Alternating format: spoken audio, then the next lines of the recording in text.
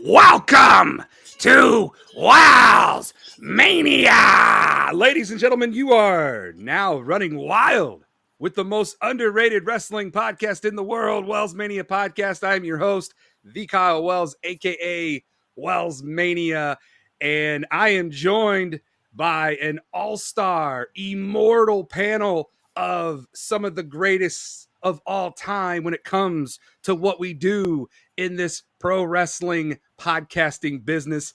The world's greatest co-host, Payne. In a much nicer backdrop than normal, I must say. That's a real backdrop, by the way. We'll explain where he's at here momentarily. The WWE Human Encyclopedia, Jared Giles, repping the WrestleMania 8 t-shirt. Yeah, stand up and show the viewers. What a beautiful double main event shirt right there from the Hoosier Dome back in 92. And look who's back. Don't call it a comeback. He's been here for years. It's the open weight champion of WWT, the 5-foot giant, Chris Engel. Fellas, this is episode 171 of WellsMania Podcast, the WrestleMania episode. And if you couldn't tell, I am beyond hyped for this episode. How the hell is everyone doing today? I'm doing fantastic, good, if you can see. Good. Yeah, we are 1 week away from WrestleMania 41. And Payton, you got a palm tree in the background. So obviously you're not in Indiana anymore. Where the hell are you and why are you there? I am in St. Pete, Florida at my private condo because, you know, the world's greatest co-host has to have a private condo.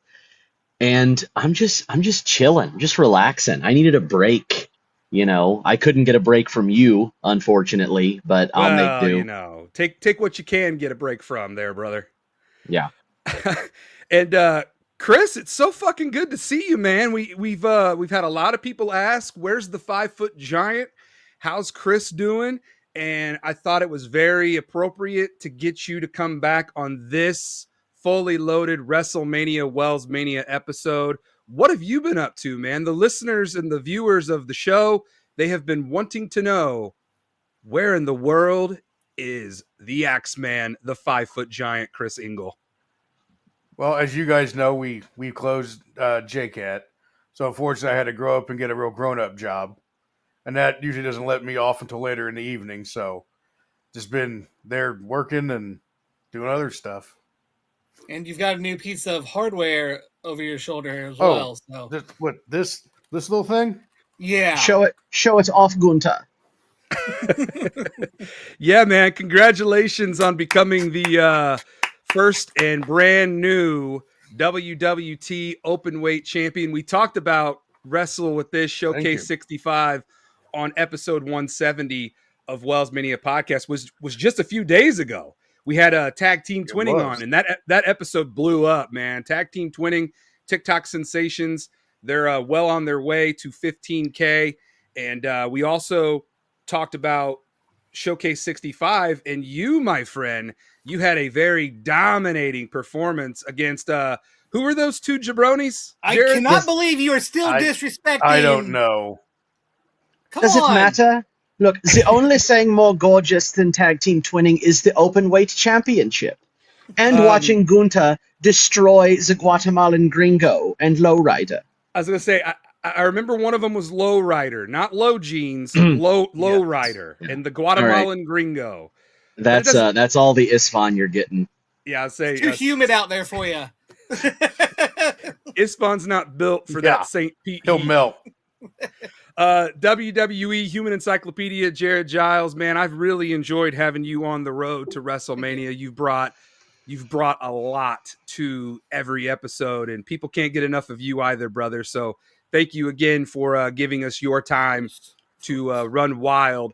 And fellas, I look forward to this episode every year because it means we are one step closer to WrestleMania. And as all three of you know, and all of you out there either watching on YouTube or listening on Spotify and Apple Podcasts, yours truly finally will be making his long-awaited return to WrestleMania. My fiance and I, we head out on Monday. We're getting married on Wednesday at not the chapel where Triple H and Stephanie McMahon got married, but we're getting married in Las Vegas at a chapel.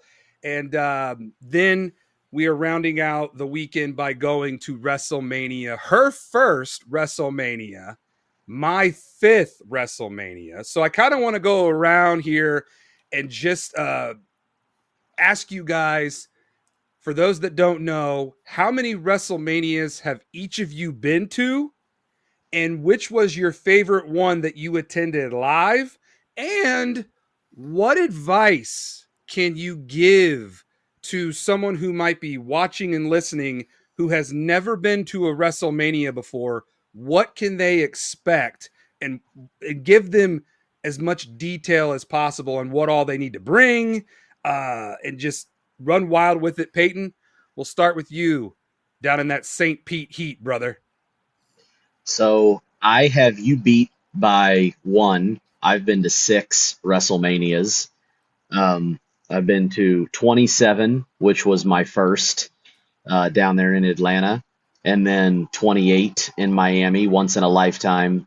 30, the infamous 30 in New Orleans, 32 in Dallas, 39 in Los Angeles, and then 40 last year in Philadelphia. I'm missing this year in Vegas, but maybe I'll make a return next year in New Orleans. All of them were great. Even 27 always gets a bad rap, but I feel like even the bad WrestleManias are good for the people who are there live, because it's just a different atmosphere. And that was my first ever WrestleMania, so I look back positively on it.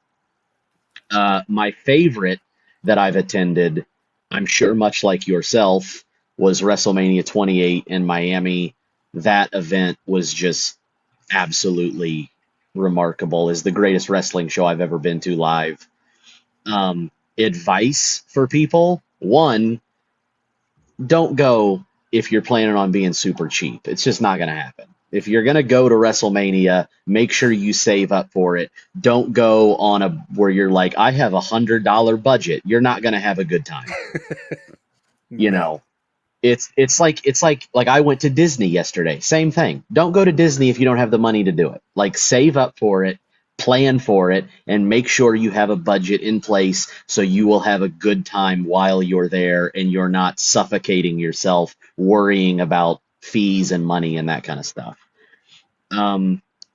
Also, parking. Make sure you get to these events early. We know that all too well. We sure do. Yes. We won't go through that SummerSlam Cleveland. I don't want to talk about it again. And we won't do that. And again. I would suggest, especially for Mania, like, if you want the full effect of it, give yourself a few days. Don't fly in wherever you're going and just be like, I'm going for just the event on Saturday and Sunday. WrestleMania is a week-long thing. Go for a few days, hit the superstore, walk around the city, try to do some meet and greets, maybe do the Hall of Fame or SmackDown. Actually give yourself the WrestleMania experience, because it is an experience you will never forget. Yeah, well said, Payton. What about you, WWE Human Encyclopedia, Jared Giles? Yeah, I think Payton nailed a lot of them. Make sure to have plenty of money, number one. 2, kind of along with that, or that another subsection.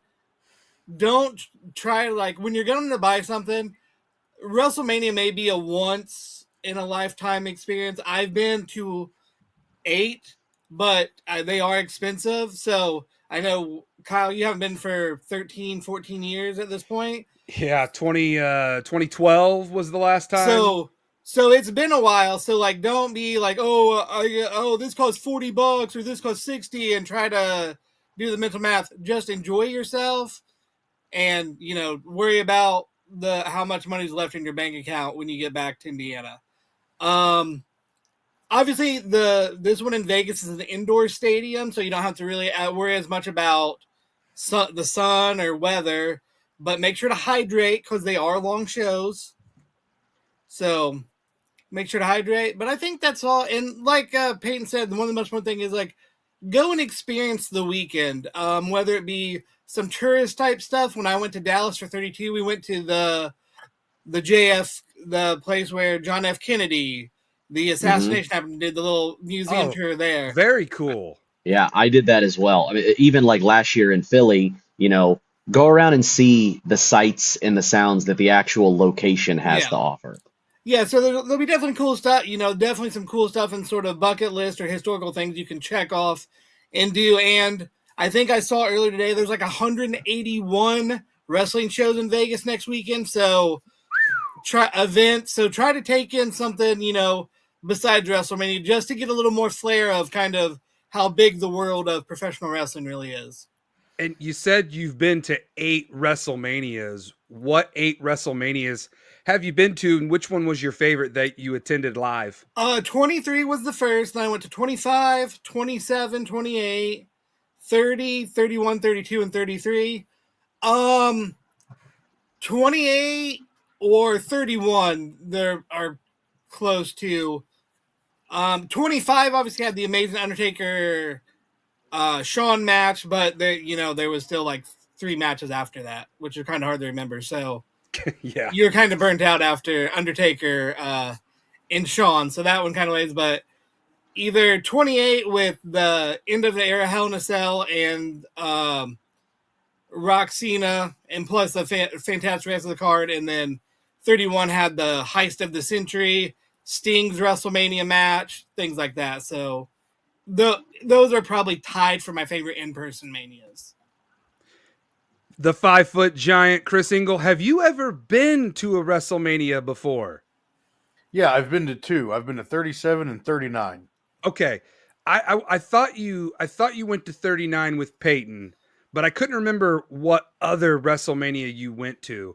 Out of those two, 37 and 39, which one was your favorite that you attended live?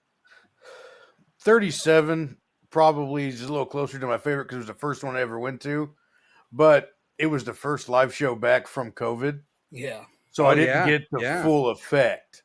Now, when we went to 39 and we were surrounded by 75,000 people, the vibe was definitely different. It was way more upbeat. It was cool when you walked in. They had a DJ playing music, keeping everything alive and stuff.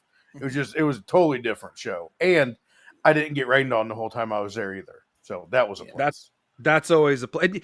And you gotta, man, and that's something about these shows that take place outside.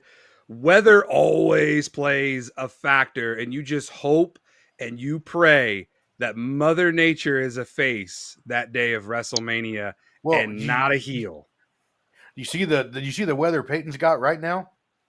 Yeah, beautiful. That's what we had all day until about 30 minutes before showtime, both nights. Wow. Was that the WrestleMania where Samoa Joe was wearing the poncho? Yeah. Yeah, that got delayed for an hour. Yeah. That was fun. Samoa Joe, man, it just sucks because I feel like he could have had so much more at WrestleMania, but I will always remember him in that poncho at that WrestleMania. Joe. Unfortunately. But what advice would you give to first-time WrestleMania goers, Chris? Take it all in. Just take a minute, take a beat once you get to your seat. Just kind of sit there and let it soak in that you are at a WrestleMania. Because it's like you guys have both said, it could be a once-in-a-lifetime thing. You never know when you're going to make it back. And it's just cool to be around that many people that are like-minded like you that just want to be there and have a good time. Yeah, well said. And to wrap this up with WrestleMania experiences, I've been to 4 WrestleManias. I went to WrestleMania 8 when it was here in Indianapolis, Indiana at the Hoosier Dome. I was 5 years old.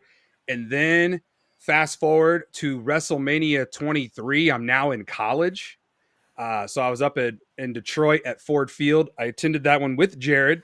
And then also went to WrestleMania 27 down in Atlanta, Georgia with Jared, and WrestleMania 28 down in Miami, Florida with Jared. So the WWE Human Encyclopedia and I, we've had 3 WrestleMania experiences where we got to do them together. And that's one of my things that I recommend is go with people who have the same passion for pro wrestling as you do. And just like Chris said too, just really embrace it, really take it all in, because you are in a different atmosphere when you attend a WrestleMania. There is nothing else out there quite like it. It is in its own category. It's in a league of its own. Dottie Henson right there, little league of its own, if you get that reference. But I'm really looking forward to getting back to WrestleMania. It's been so long. And back in my day, when I went to my last WrestleMania, there was only one night of WrestleMania. But now there are 2 nights of WrestleMania. This will be my first experience with a 2-night WrestleMania. So guys, just, pray for me with the patience with my fiance, because I've already kind of been coaching her, and I've already been explaining to her that Saturday and Sunday is going to be a overwhelming, overloaded back-to-back days of nonstop wrestling, because we're both going to WWE World Saturday, where we will be meeting Stone Cold Steve Austin. Give me a hell yeah. Hell yeah. There's one. And then we're going to night 1 of WrestleMania. And then Sunday, we are going back to WWE World, where I'm going to do the Spider-Man point meme with Austin Theory, thus proving we are not the same person. And then rounding out that weekend, attending WrestleMania night 2. So this will be my 5th WrestleMania. And yes, my advice is to be patient with yourself and to really just embrace the moment. Because like Chris said, and Jared and Payton, you never know when you are going to go to a WrestleMania. You always have these ideas of when you're going to go, but you don't really know until you either are in the car on the way to WrestleMania or you're in the air on the flight to WrestleMania. So, we head out on Monday, and I'm really excited to get back to Las Vegas, because the last time I was out there was 2007, and Vegas has changed a lot since 2007. So I'm really looking forward to getting back out to Las Vegas. Yes, Jared? Oh, I was going to say, because, you were talking about you never know about WrestleManias. I had tickets to 36, which was infamously canceled 2 weeks before the show due to the pandemic. So, you never know when you're going to or not go to a WrestleMania. So. Yeah. And just go. Like Payton said from the beginning of this question, save your money well in advance. You see, when John Cena came out during Money in the Bank and dropped the bombshell announcement on all of us, letting us know that 2025 is his farewell tour and WrestleMania 41 is his last WrestleMania. So from that moment, my fiance and I, we started saving our money for WrestleMania 41 in Las Vegas. And then a month later, Payton, Chris, and I went to SummerSlam, and those guys had no idea that on the car ride home, I planned on proposing to my then girlfriend that very day, because then, fast forward a couple weeks after I proposed to her, that's when I was like, since we're already going to be out in Vegas, why don't we just go ahead and get married while we are out there as well?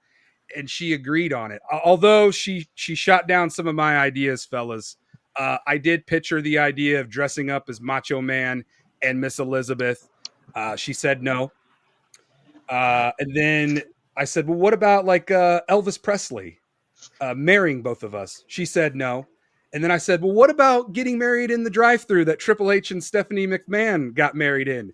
And she said no. So I'm already learning that in marriage, the wife is always right. I I think that's the advice you got on the last episode. Yes, it is. I did. I asked Sydney from Tag Team Twinning. I said, "You're a married woman. I'm about to be a married man. What advice can you give me so I can make this marriage work?" And she did. She said, "She is always right. You are always wrong." That was her funny one.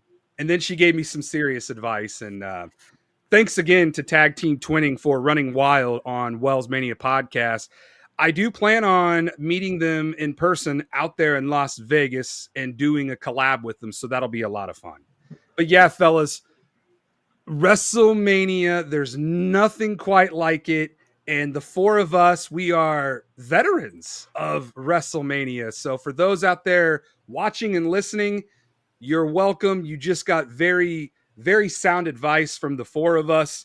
And hopefully, if you're attending WrestleMania 41, you have the time of your life, because it is, man. It is one of the greatest things you'll ever experience. Now, something that's going down in Las Vegas, Nevada, is the WWE Hall of Fame ceremony. And fellas, we've got the class of 2025. I'm going to read the inductees and we'll go around. And I just want to get your guys' take on these inductees that will be going into the WWE Hall of Fame. And of course, the headliner, the Game, Triple H. He's already in there as a member of DX, but now he's getting a solo induction. We've got Michelle McCool, Lex Luger, the Natural Disasters, Earthquake and Typhoon, and we've got something that's never happened before, an immortal moment where Bret the Hitman Hart versus Stone Cold Steve Austin from WrestleMania 13, that match is going in to the WWE Hall of Fame. And we do have some legacy inductees: Kamala, the Ugandan giant, Dory Funk Sr., and Ivan Koloff. So there is the WWE Hall of Fame class of 2025. What sticks out to you, Payton? I mean, the actual inductees themselves, I think it's a good lineup. The biggest thing to come out of this, in my opinion, is the immortal moment. I think that's going to be a pretty big future for the Hall of Fame, because every year, I think we've all been saying it the last few years, we're running out of people to induct. So we're starting to just induct the same people over again, just in tag teams or factions or whatever it be. So I think inducting matches and moments in time, I think that's a good thing, because I think some of those moments, they stand by themselves, So I think having a lineup of immortal moments start going into the Hall of Fame, especially if you ever wanted to build a actual WWE Hall of Fame that you could go into and see things, having maybe like something from the Austin Brett match in there is like Ken Shamrock. Yeah, like just have Ken Shamrock in a cage, just sitting in there. He's a part of the display. I think that will add a lot to the Hall of Fame going forward. Yeah, I couldn't agree with you more. I think that we physically need a building to house the WWE Hall of Fame. I think it's long overdue. And honestly, at the rate we're going, I can see TKO Group being like, yeah, we're doing that. We're doing that. What about you, Jared? What do you think about this class heading into the Hall of Fame? Yeah, I think it's a good class. I think, Luger probably could have been in earlier, but I mean, that's kind of splitting hairs, and there's reasons and legalities and the whole thing behind it, so I get it. So yeah, it's a good class. I'm glad most of the participants will be there. I'm glad Luger's getting in while he can, physically get in, because a couple years ago it looked really bad for Lex, and I know he's a lot better now, and hopefully he does get his moment to stand up at the Hall of Fame ceremony from his wheelchair. That'll be a big personal moment for him. So I think that's the biggest takeaway for me. Triple H, of course. Michelle McCool, of course. I know people will complain because people love to complain. because Undertaker's They alive. do? But Michelle McCool, for her era of the woman/divas division, you can't argue that she was at the top. Natural Disaster is a huge team of our time growing up. So, and Earthquake could probably go in as a solo, but it makes sense to put him with Typhoon. I have no problems with the class this year. There's nobody I'd really argue with overall because, the Wrestling Hall of Fame is very subjective, like wrestling as a whole is. So I think it's a good class overall. I think it'll be a good ceremony. I probably will not watch it live because it's going to be like 2 a.m. here when it starts. But I'll watch the recap during night one of WrestleMania, and it'll be real good. Yeah. Gotta love them time zones, that's for sure. What about you, That's 5 crazy. foot giant? I think it's a good class. The Natural Disasters going in is really fun for me because I'm a big fellow, so I like watching big guys wrestle. So that's fun. It's going to be weird watching it at 2:00 in the morning instead of right after SmackDown. That's going to make Saturday really long. I don't hate the idea of the immortal moment thing, but that just has UFC written all over it. Yeah. They are finally, well, not finally, because I guess you could say when you watch SmackDown now, they have the WWE logo right in the middle of the ring now.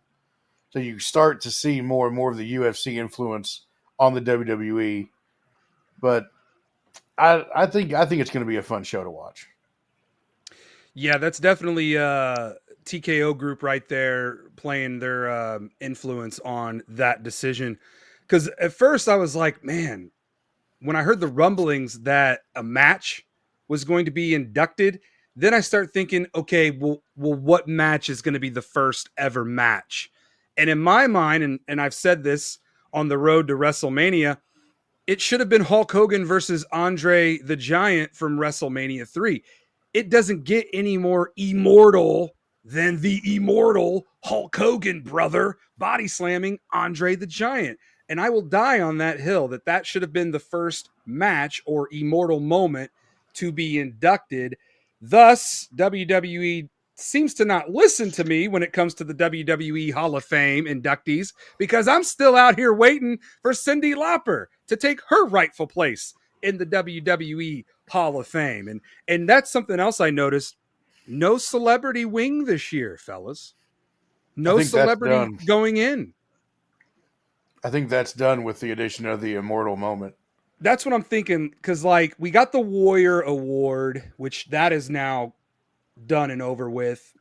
The immortal moment this year and probably for the next few years will be replacing the celebrity wing until Cyndi Lauper, for whatever reason, finally says, yes, I'll go in to the Hall of Fame, and then they can bring the celebrity wing back in. Because you start thinking about celebrities who deserve to go in. I mean, obviously she's at the very top of the list, but then underneath her, it's kind of like a who's who of who do you want to put in there as the celebrity.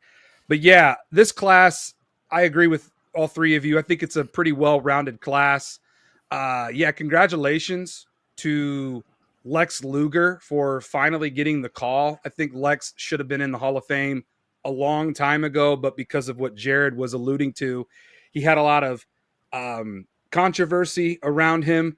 But with Diamond Dallas Page literally saving Lex Luger's life, just like Diamond Dallas Page does with a lot of these wrestlers who are on the decline of pretty close to death. So it's really nice to see this redemption story that Lex Luger is telling. And yes, Jared, I can't wait for him to stand up out of his wheelchair and get that standing ovation while he's standing. I think that's going to be it's going to give me goosebumps. But yeah, the Natural Disasters. I love me some Earthquake and Typhoon. I was a big fan of them when I was a kid. And the class is really nice. Now, you guys don't know this, but I'm actually handing out for the first time ever, right here, right now, WellsMania Legacy Award winners. So I'm going to start this tradition every year for the WrestleMania episode of WellsMania Podcast, where I am going to give out WellsMania Legacy Award to winners. I'm giving it to 3 people because Kamala, Dory Funk Sr., and Ivan Koloff are going in as the Legacy Award winners here. So my 3 Legacy Award winners, one of them is right here. That's you, Jared. WWE Human Encyclopedia. I can't think of anybody better to get the very first ever recipient of the WellsMania Legacy Award winner. And what that means is it's just me showing my appreciation to those who have really supported me literally since the very beginning. And Jared, you've always been there for me since the very beginning. So I was like, man, I can't wait to hand this award out to you. And you're not alone. I'm giving it also to Kyle Gant. Kyle Gant is another recipient of the WellsMania Legacy Award winner. And rounding out, Big Papi JD Roach, finally getting some flowers and recognition. Because every year I give out the Wells Maniac of the Year award winner. All 3 of you have already won that. And I'm still going to give it out at the end of the year. But I figured around WrestleMania time, I'm going to do kind of my own Hall of Fame-like award. So congratulations, Jared, Kyle Gant, and Big Papi JD Roach, the first ever WellsMania Legacy Award winners. And eventually one day, there just might be a WellsMania Hall of Fame class that I reveal every year as well. Listen, fellas, we aim for the moon. And if we miss, we land in the stars, baby. So, Jared, your thoughts on being the one of the first ever recipients of the WellsMania Legacy Award? And what are your thoughts on that award? Well, Anyways, I wasn't expecting that, but yeah. I mean, it's been a journey to watch you grow in the iterations of WellsMania, but I'm always going to support you, friend. So, no, I appreciate that, dude. Because we were mentioning that earlier. You and I have been to 3 WrestleManias together. We've watched hundreds of thousands of WWE pay-per-views, PLEs, and shows together. So yeah, man, it's been a lot of fun. Don't worry, Payton and Chris, your time is coming. Your time is coming. But you 2 came after really Jared, even though Chris, I've known you since we were in elementary school, but we didn't really know each other until well after that. Right. Fellas, are you ready to get into WrestleMania? Ready. Let's do it. Payton, how you doing over there? I'm good. I have to lean forward because the back of my neck is being baked. I was gonna say that sun looks very bright. What's the temp down there in St. Pete? It is about 85 today. That's hot. That's very hot. Well, we're gonna go too hot, exactly. Well, I saw those temperatures out in Las Vegas, so I'm about to head into that heat come next week. So dry heat. Yeah, dry heat and me do not get along very well. You know what's not hot? And before we get into the predictions, let's just talk about this because everybody's talking about it. I don't think the WrestleMania card this year is very hot. Oh boy. I think no, I'm gonna be real. People want real. I'm not gonna glaze for the sake of glazing. I want to give my real thoughts and opinions. I think that other than the 2 main event matches, I think that the WrestleMania card is very, very lackluster. And I feel like the storytelling leading into WrestleMania has been very, very lackluster. And that it honestly disappoints me because I am a massive fan of Triple H in his booking. And I love his ability to long-term storytell and stuff. But something has felt off about this WrestleMania season. And I don't know if it's just plans have changed or things that were maybe going to happen ended up falling through and they weren't able to happen. I just feel like a lot of the matches on WrestleMania this year have felt like last minute additions to the card. For instance, the New Day versus the War Raiders.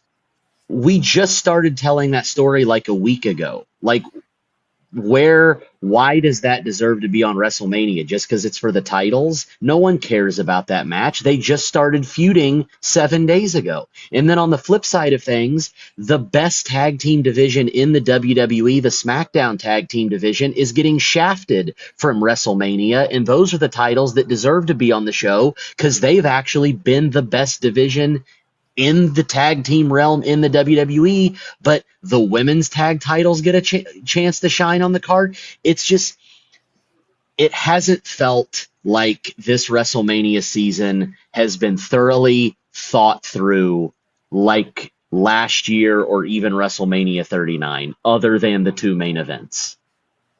So yeah, the main events are great. They are both main event worthy for WrestleMania.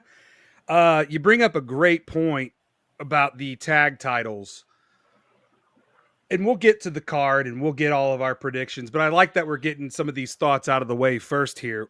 Why in the hell? Here's my biggest complaint.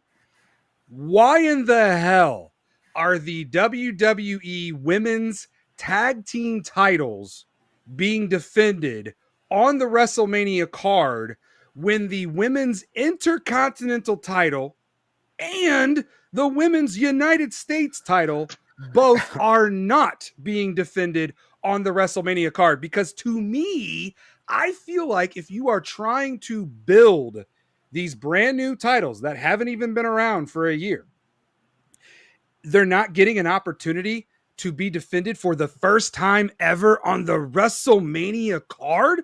But it's ridiculous. We're getting the cursed women's tag titles that honestly, I've finally agreed with both Chris and Payton. These tag titles from the women's division, they need to be scrapped and forgotten about and erased. And normally I don't say that about things, but just get rid of those tag titles because honestly, nobody cares about them. And you could easily have Liv Morgan versus Chelsea Green or Lyra Valkyria for one of those belts. And you bring up, like, how in the hell is Chelsea Green not on WrestleMania? Her title reign has been the best title reign in the women's division. It's the greatest title reign in the women's division. Like, yeah. Don't get me wrong, Lyra Valkyria has had some good matches. She's been boring as the Intercontinental Champion. Chelsea Green has made the women's U.S. title feel important and fun, and people actually enjoy watching her, and she's getting shafted from WrestleMania for the fucking women's tag belts, just like the SmackDown men's WWE Tag Team Championships, when that tag division has been the best over the last few months. It doesn't make sense. And I'm just going to continue to advocate for matches to return to the kickoff show because I'm hearing rumors that we are getting a 3-hour kickoff show both nights.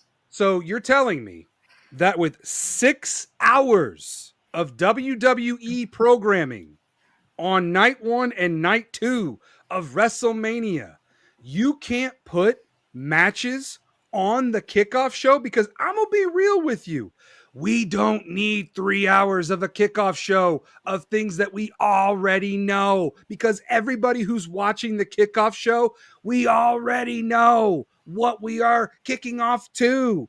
Give us some action, give us some matches, especially some of us that are gonna be there sitting looking at our watches. Oh my God, we still have 2 hours left of the kickoff before Mania starts. You know, another gripe that I have. Like, well, and then I just feel like certain people, like we talked about Chelsea Green, like, where the hell is Alexa Bliss? Why is she hasn't even been on the road to WrestleMania. She had the biggest pop at the Royal Rumble. We were all there live to hear it. She has not been seen at all after the Elimination Chamber. Why is she not on WrestleMania? Why is Karrion Kross not on WrestleMania when he has been the best part of the AJ Styles Logan Paul feud? He's carrying the feud and he ain't even in the match.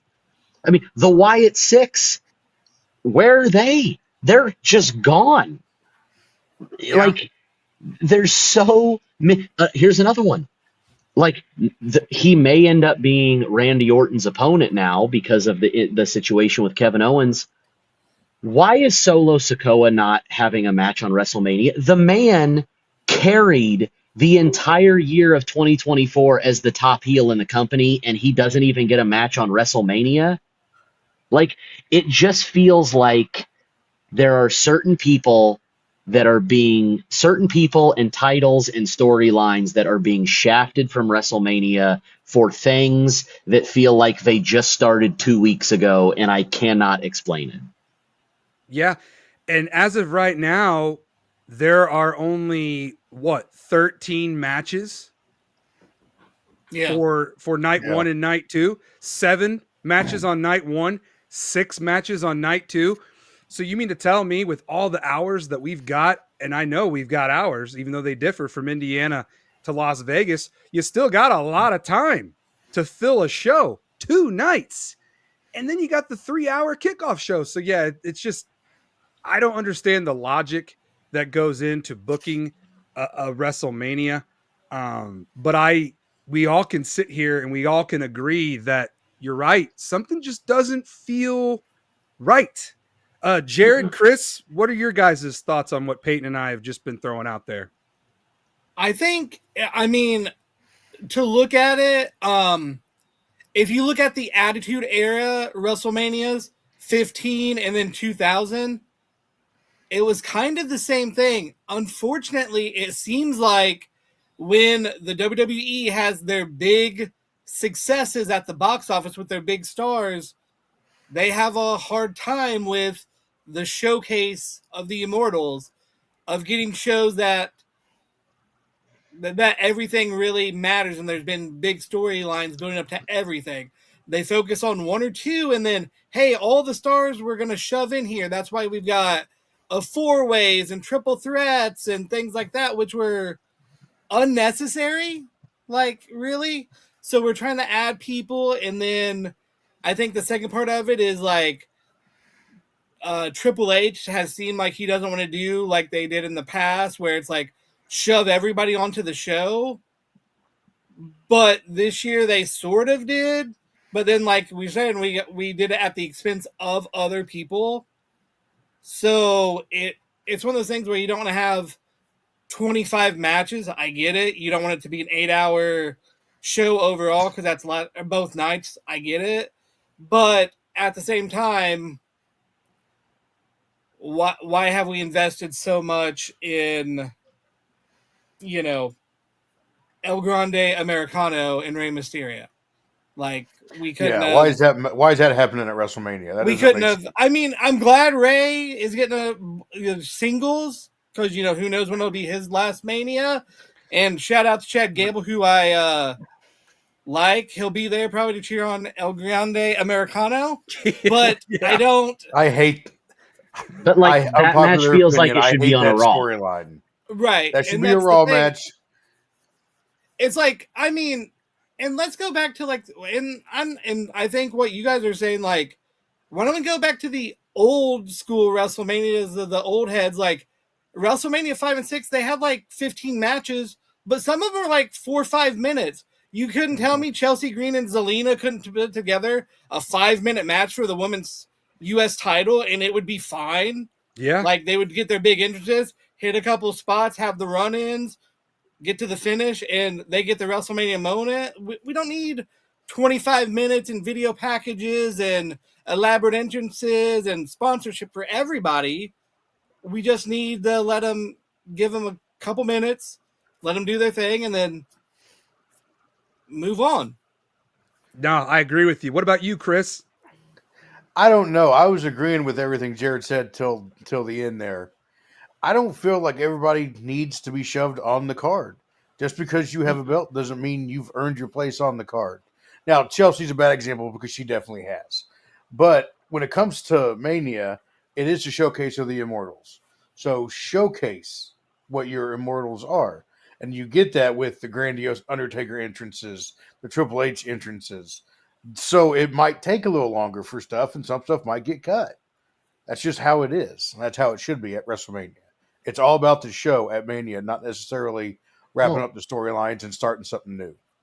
And you just said it's the showcase of the Immortals, and like I don't necessarily need 25 matches where they're 3-minute matches, blah blah blah. I just think like put the people that deserve it and earn it on the show, and I don't necessarily feel like this year the people that are on the show in the spots they're in have necessarily earned it, and I feel like they are taking the spots of the people who over the last year have earned it. Yeah. But nonetheless, fellas, I'm still excited for WrestleMania 41. Maybe because I'm the only one here that's going, so it's just hitting different with me. Plus, I'm ready to get the hell out of Indiana and get back into Las Vegas because live from Allegiant Stadium in Las Vegas, Nevada, Paradise, Nevada, live from Las Vegas, Nevada, WrestleMania 41. And this is the first time since 1993 that WrestleMania has been in Las Vegas. And by the way, do yourselves a favor when you get a chance, go on Peacock and watch WrestleMania 9 Becoming a Spectacle. It is a really awesome behind the scenes documentary of the making of WrestleMania 9. And I know WrestleMania 9 is more Jared and I's time. Chris, how old were you in 1993? I was born. I'm only a year younger than you. It always feels like you're so much younger than me. I don't know why. Maybe it's because you were 2 classes below me. So I'm thinking that you're like 2 or 3 years younger than me. No, I watched 9 live. Okay. But yeah, do yourselves a favor. If you haven't watched WrestleMania 9 Becoming a Spectacle on Peacock, watch it. It's a great watch. But fellas, we're going to kick things off with our predictions for night 1 of WrestleMania. And I'm really glad. Talk about great timing. Because heading into SmackDown last night, we kind of had ideas of what matches were going to be on the card, but we didn't know what night those matches were going to be. But now we do. So it's like WWE listens to WellsMania Podcast. They knew that we were recording 1 week out from WrestleMania 41. So we have the card, and I'm just going to go through the order that it's listed on the Wikipedia page. So we're starting things off with the WWE Women's Champion Tiffany Stratton versus Charlotte Flair. And Payton, we'll go you, Jared, Chris, and then I'll round it out. So who you got in this one? I know you're not a fan of Charlotte Flair, so go ahead and rant away, brother. I'm going to keep this short and sweet. Tiffany needs to win. Charlotte should not be anywhere near that championship or the main event scene ever again. So Tiffany Stratton wins, and then Charlotte Flair needs to go to the retirement line. Wow. Okay. Jared? I was really looking forward to this match, honestly. Like, it was, Tiffany versus Charlotte made sense the way it was billed, their comparisons against each other. And then we had that segment 2 weeks ago on SmackDown where they talked about divorces and DMs and boohoo talk shows. And I was like, oh, buddy, we're about to see an all-time sandbagger performance. So I lost pretty much a lot of hope for this match when that happened because just the way history goes. I think Charlotte's going to win. I mean, they already teased this sort of Charlotte Jade showdown in the future on SmackDown with them being in the aisle, staring each other down. Tiffany hasn't been able to do a ton with her title reign, and I think that's because they haven't done a lot with the heels on SmackDown besides Chelsea Green, and they're not going to have like a two singles champ for either one of them. So Charlotte wins the belt here. It's probably I hope I'm wrong, but I think it's going to be an ugly match. I don't think they're going to work together well. Mm-mm. I think it's going to be a rough night, but I think our buddy from the UK who does Botchamania might be ready to get the clip. Might be ready to. Fingers might be tired from clipping that match. He's already ready. What about you, Chris? This match is going to suck. Charlotte's just going to sandbag through the whole thing because she's totally unprofessional. I think Tiffany does win, but this is going to be hard to watch. Yeah.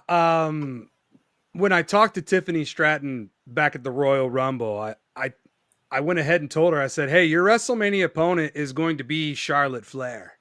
And her reaction then kind of told me everything that we know now. She's not really looking forward to it. And I think over the past couple of weeks, that has become even more evident that neither one of these two like each other. And it's real. Like, it's not kayfabe. I mean, it feels real. There's personal beef between one another, probably a little bit of jealousy. Charlotte probably jealous of Tiffany because Tiffany's getting that push where Charlotte used to be. So heading into this match, it's kind of tough to pick a winner. I've gone back and forth because I can see both women winning this match. But when you're on the grandest stage of them all, I just have a feeling that Charlotte Flair is going to become a 15-time women's champion here. So I am going with Charlotte Flair to beat Tiffany Stratton, although I will not be surprised if Tiffany Stratton retains the title. But as far as my pick goes, I'm going with Charlotte Flair to win. I just got to say, before we move on to the next match, I could see Charlotte winning. I could. We all basically went around and said that Charlotte is unprofessional. We know she's unprofessional. That is clear. She's unprofessional. Kyle, you say Tiffany doesn't like her. I don't think anybody that works in the women's division in the WWE likes Charlotte Flair, like in real life. So I don't think she should be rewarded for that. I just don't think that Charlotte should be rewarded with another title reign or another moment when everyone knows that she is unprofessional and very hard to work with and will purposefully sandbag Tiffany Stratton because she has an ego the size of Mount Everest. With that being said, we will move on to the next match here. We've got the World Heavyweight Champion Gunther versus Jey Uso. Payton? Jay's going to win. This might be the easiest match to call in the entire show. Jay's going to win. It's going to be a good match because Gunther's incapable of having a bad match. I think that Gunther is going to dominate a lot of it. And I'm predicting that the finish of this, it's not going to be dirty, but it's not necessarily going to be totally clean. Like, I don't think Jay beats Gunther flat out by spearing him and hitting an Uso splash 1, 2, 3, and he beats Gunther. I could very easily see this match ending where, like, Jay catches Gunther in a roll-up pin or something and wins the title that way. So that way Gunther can continue this and say, you beat me off of a fluke. Like, you can't get, like, it gives Jay his moment where he wins the title, but it also protects Gunther because I don't think Gunther can afford to just be beaten flat out clean by Jey Uso. What about you, Jared? Yeet. I think Jey Uso. I mean, the story has built. He can't beat Gunther. Gunther's humiliated him, broke his confidence, beat and bloodied his brother in front of him. I mean, this has got to be Jay overcoming his monsters and demons, and he'll beat Gunther. 5-foot giant Chris Engel. I agree. Jay wins. Up until a couple weeks ago, I was out on this match. I was bored with it, but then they pulled me back in the night that Gunther beat up. Hey, who Big pulled Jim. You in? There you go. And then they Chris just doubled hates out that on name. It's the worst nickname in all. Big Jim Uso? It's terrible. They push it way too hard. You know what I want to see, Chris? What's that? I want to see Jimmy Uso take a photo op with the Bella Twins so we can get Big Jim and the Twins. That's funny. Thank you. I'm glad somebody laughed at that terrible dad joke there. So Jimmy getting absolutely dominated by Gunther is what sucked you back in to this storyline. Yeah, that, and then when they doubled down this last Monday with the way they had Jay come out and talk to Gunther, and the way Gunther reacted to all of it, like he realized, shit, maybe I pushed the boundaries a little bit too far with him. I mean, Yeah. now he's talking about my wife, my mom, and my kid. You know, I think they should have let Jay talk about, like, look, you understand I'm Samoan, right? We're fucking crazy. I will do whatever I need to do to make sure that comes home with me. I think they should have leaned into that side of it a little more. But I thought the whole thing, they really brought it back around the last 2 weeks. Yeah, whenever things get personal, I said this on the last episode, when things get personal, we get more invested. So the fact that when you made the storyline more personal, because I will admit it felt a little boring. It just didn't feel like, man, that's the match we're getting at WrestleMania. But then bringing Jimmy Uso into the fold and making it more personal, now you're like, oh man, I cannot wait to see Jey Uso beat Gunther to get his WrestleMania moment. And I agree. I think it's a clean sweep here. I've got Jey Uso beating Gunther to become the new World Heavyweight Champion. Yeet. The Royal Rumble. I got both Royal Rumble winners winning here at WrestleMania. So Charlotte Flair, I got her winning, and then I've got Jey Uso winning as well. So there's the payoff, because a lot of people over the road to the WrestleMania the past few months, people have been hating on Jey Uso.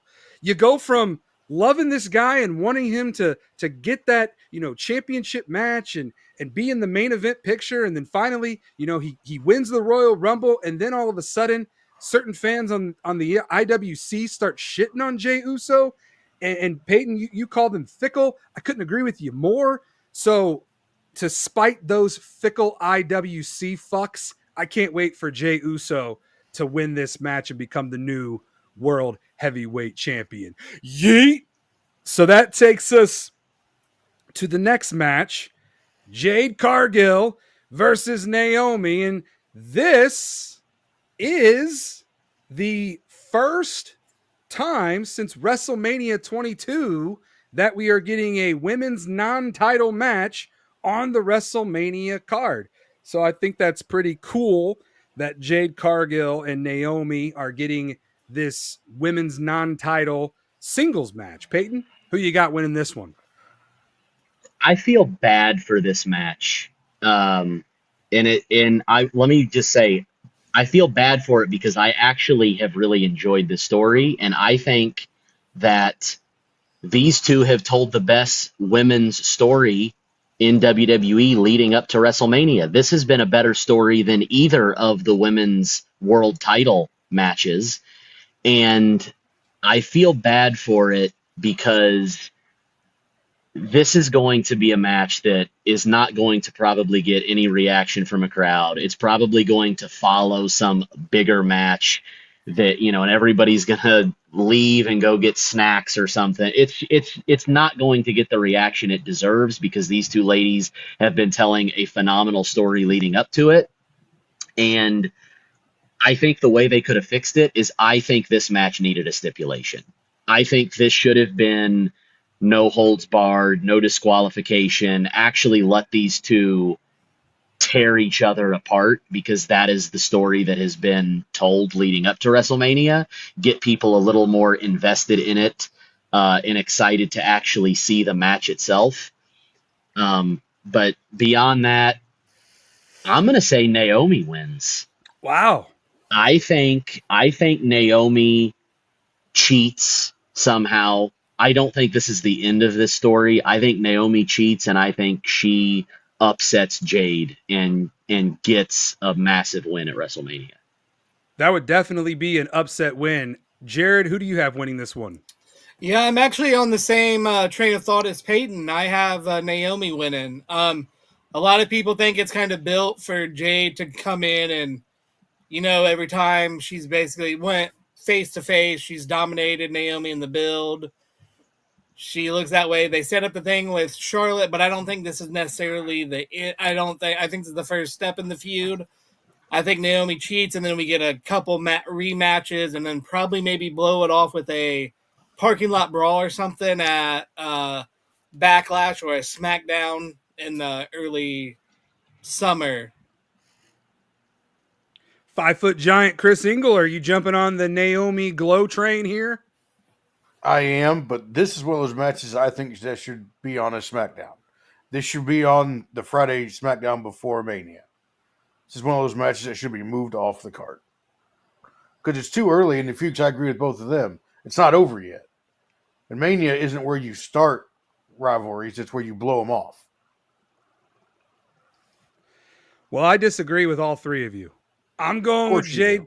I'm going with Jade Cargill to win. I don't think you kill her momentum here, having her take a loss at WrestleMania. I think you give her another WrestleMania victory and just keep her strong, keep her hot, because I think that she will get past Naomi and she'll move on to the world title picture there, or the WWE title picture for the women's division. I feel like that is what is in the forecast. You talk about a storm is coming. That's in the forecast for Jade Cargill. I think that she's gets the win here at WrestleMania and then gets that push into the main event picture. Maybe against Bianca Belair. We'll see. That takes us to the next match, which is Payton's really looking forward to this one.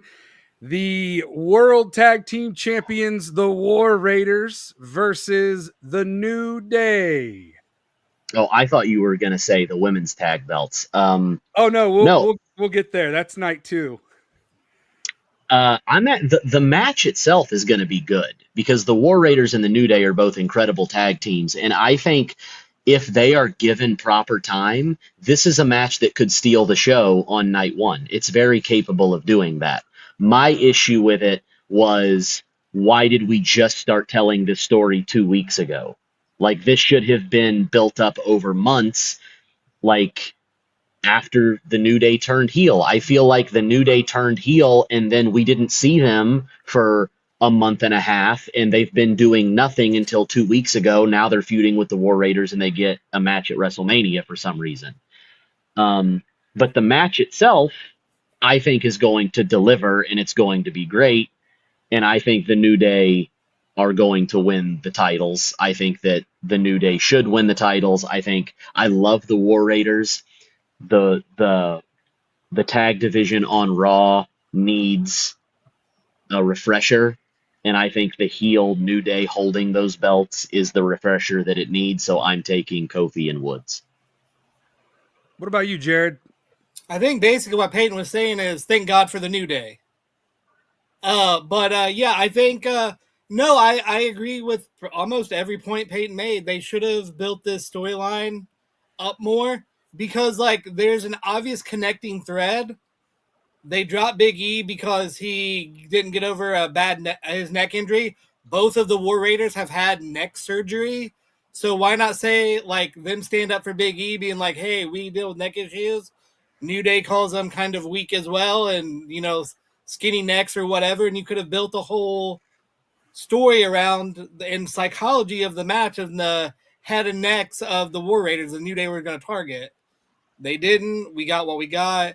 But I agree. I think the New Day wins the titles here. I think that was the plan since the turn on Big E. I just don't think the way we got there was the best.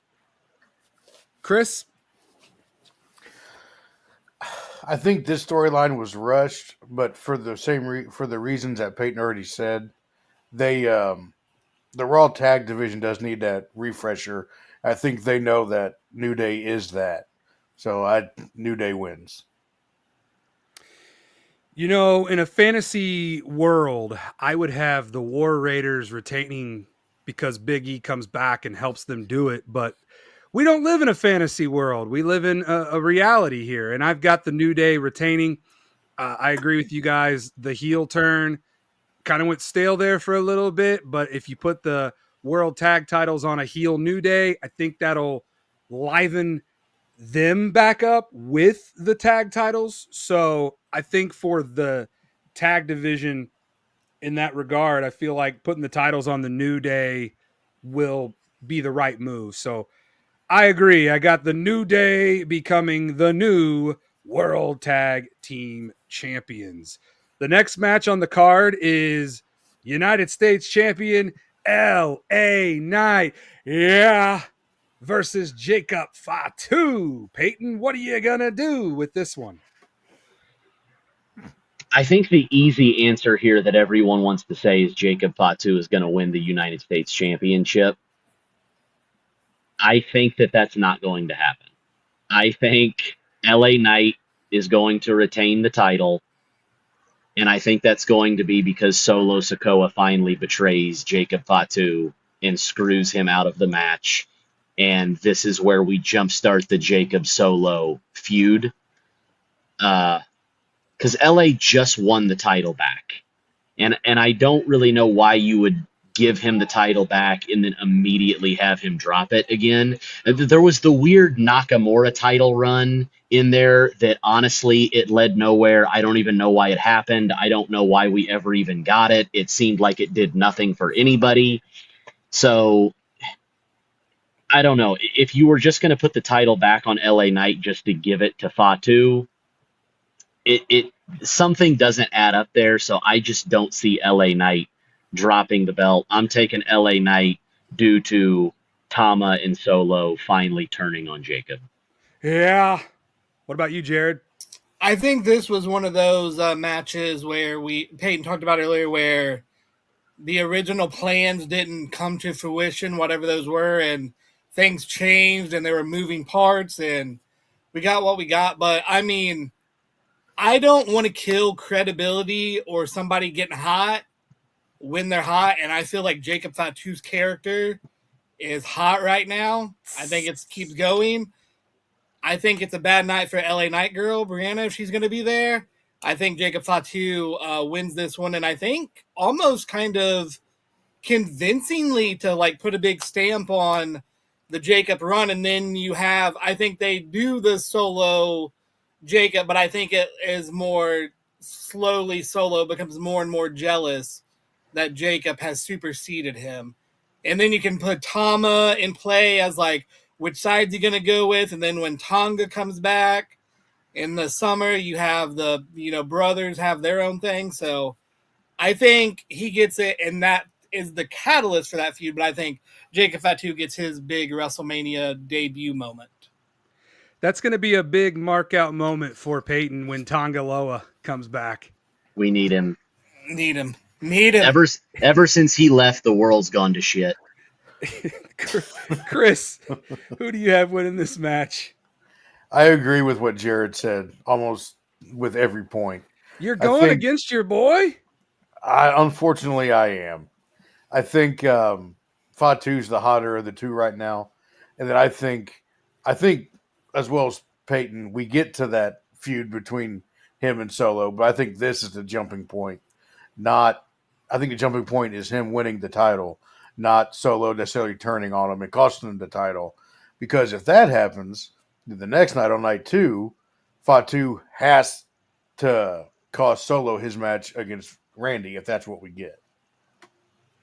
Let me talk to you. So, yeah, I agree with Jared and Chris. I've got Jacob Fatu becoming the new United States champion. And to piggyback off what you guys have said in that regard of where we go after Jacob wins, it's all about Solo being jealous. Solo's going to be jealous that Jacob Fatu has now pretty much jumped Solo as the top dog in the bloodline.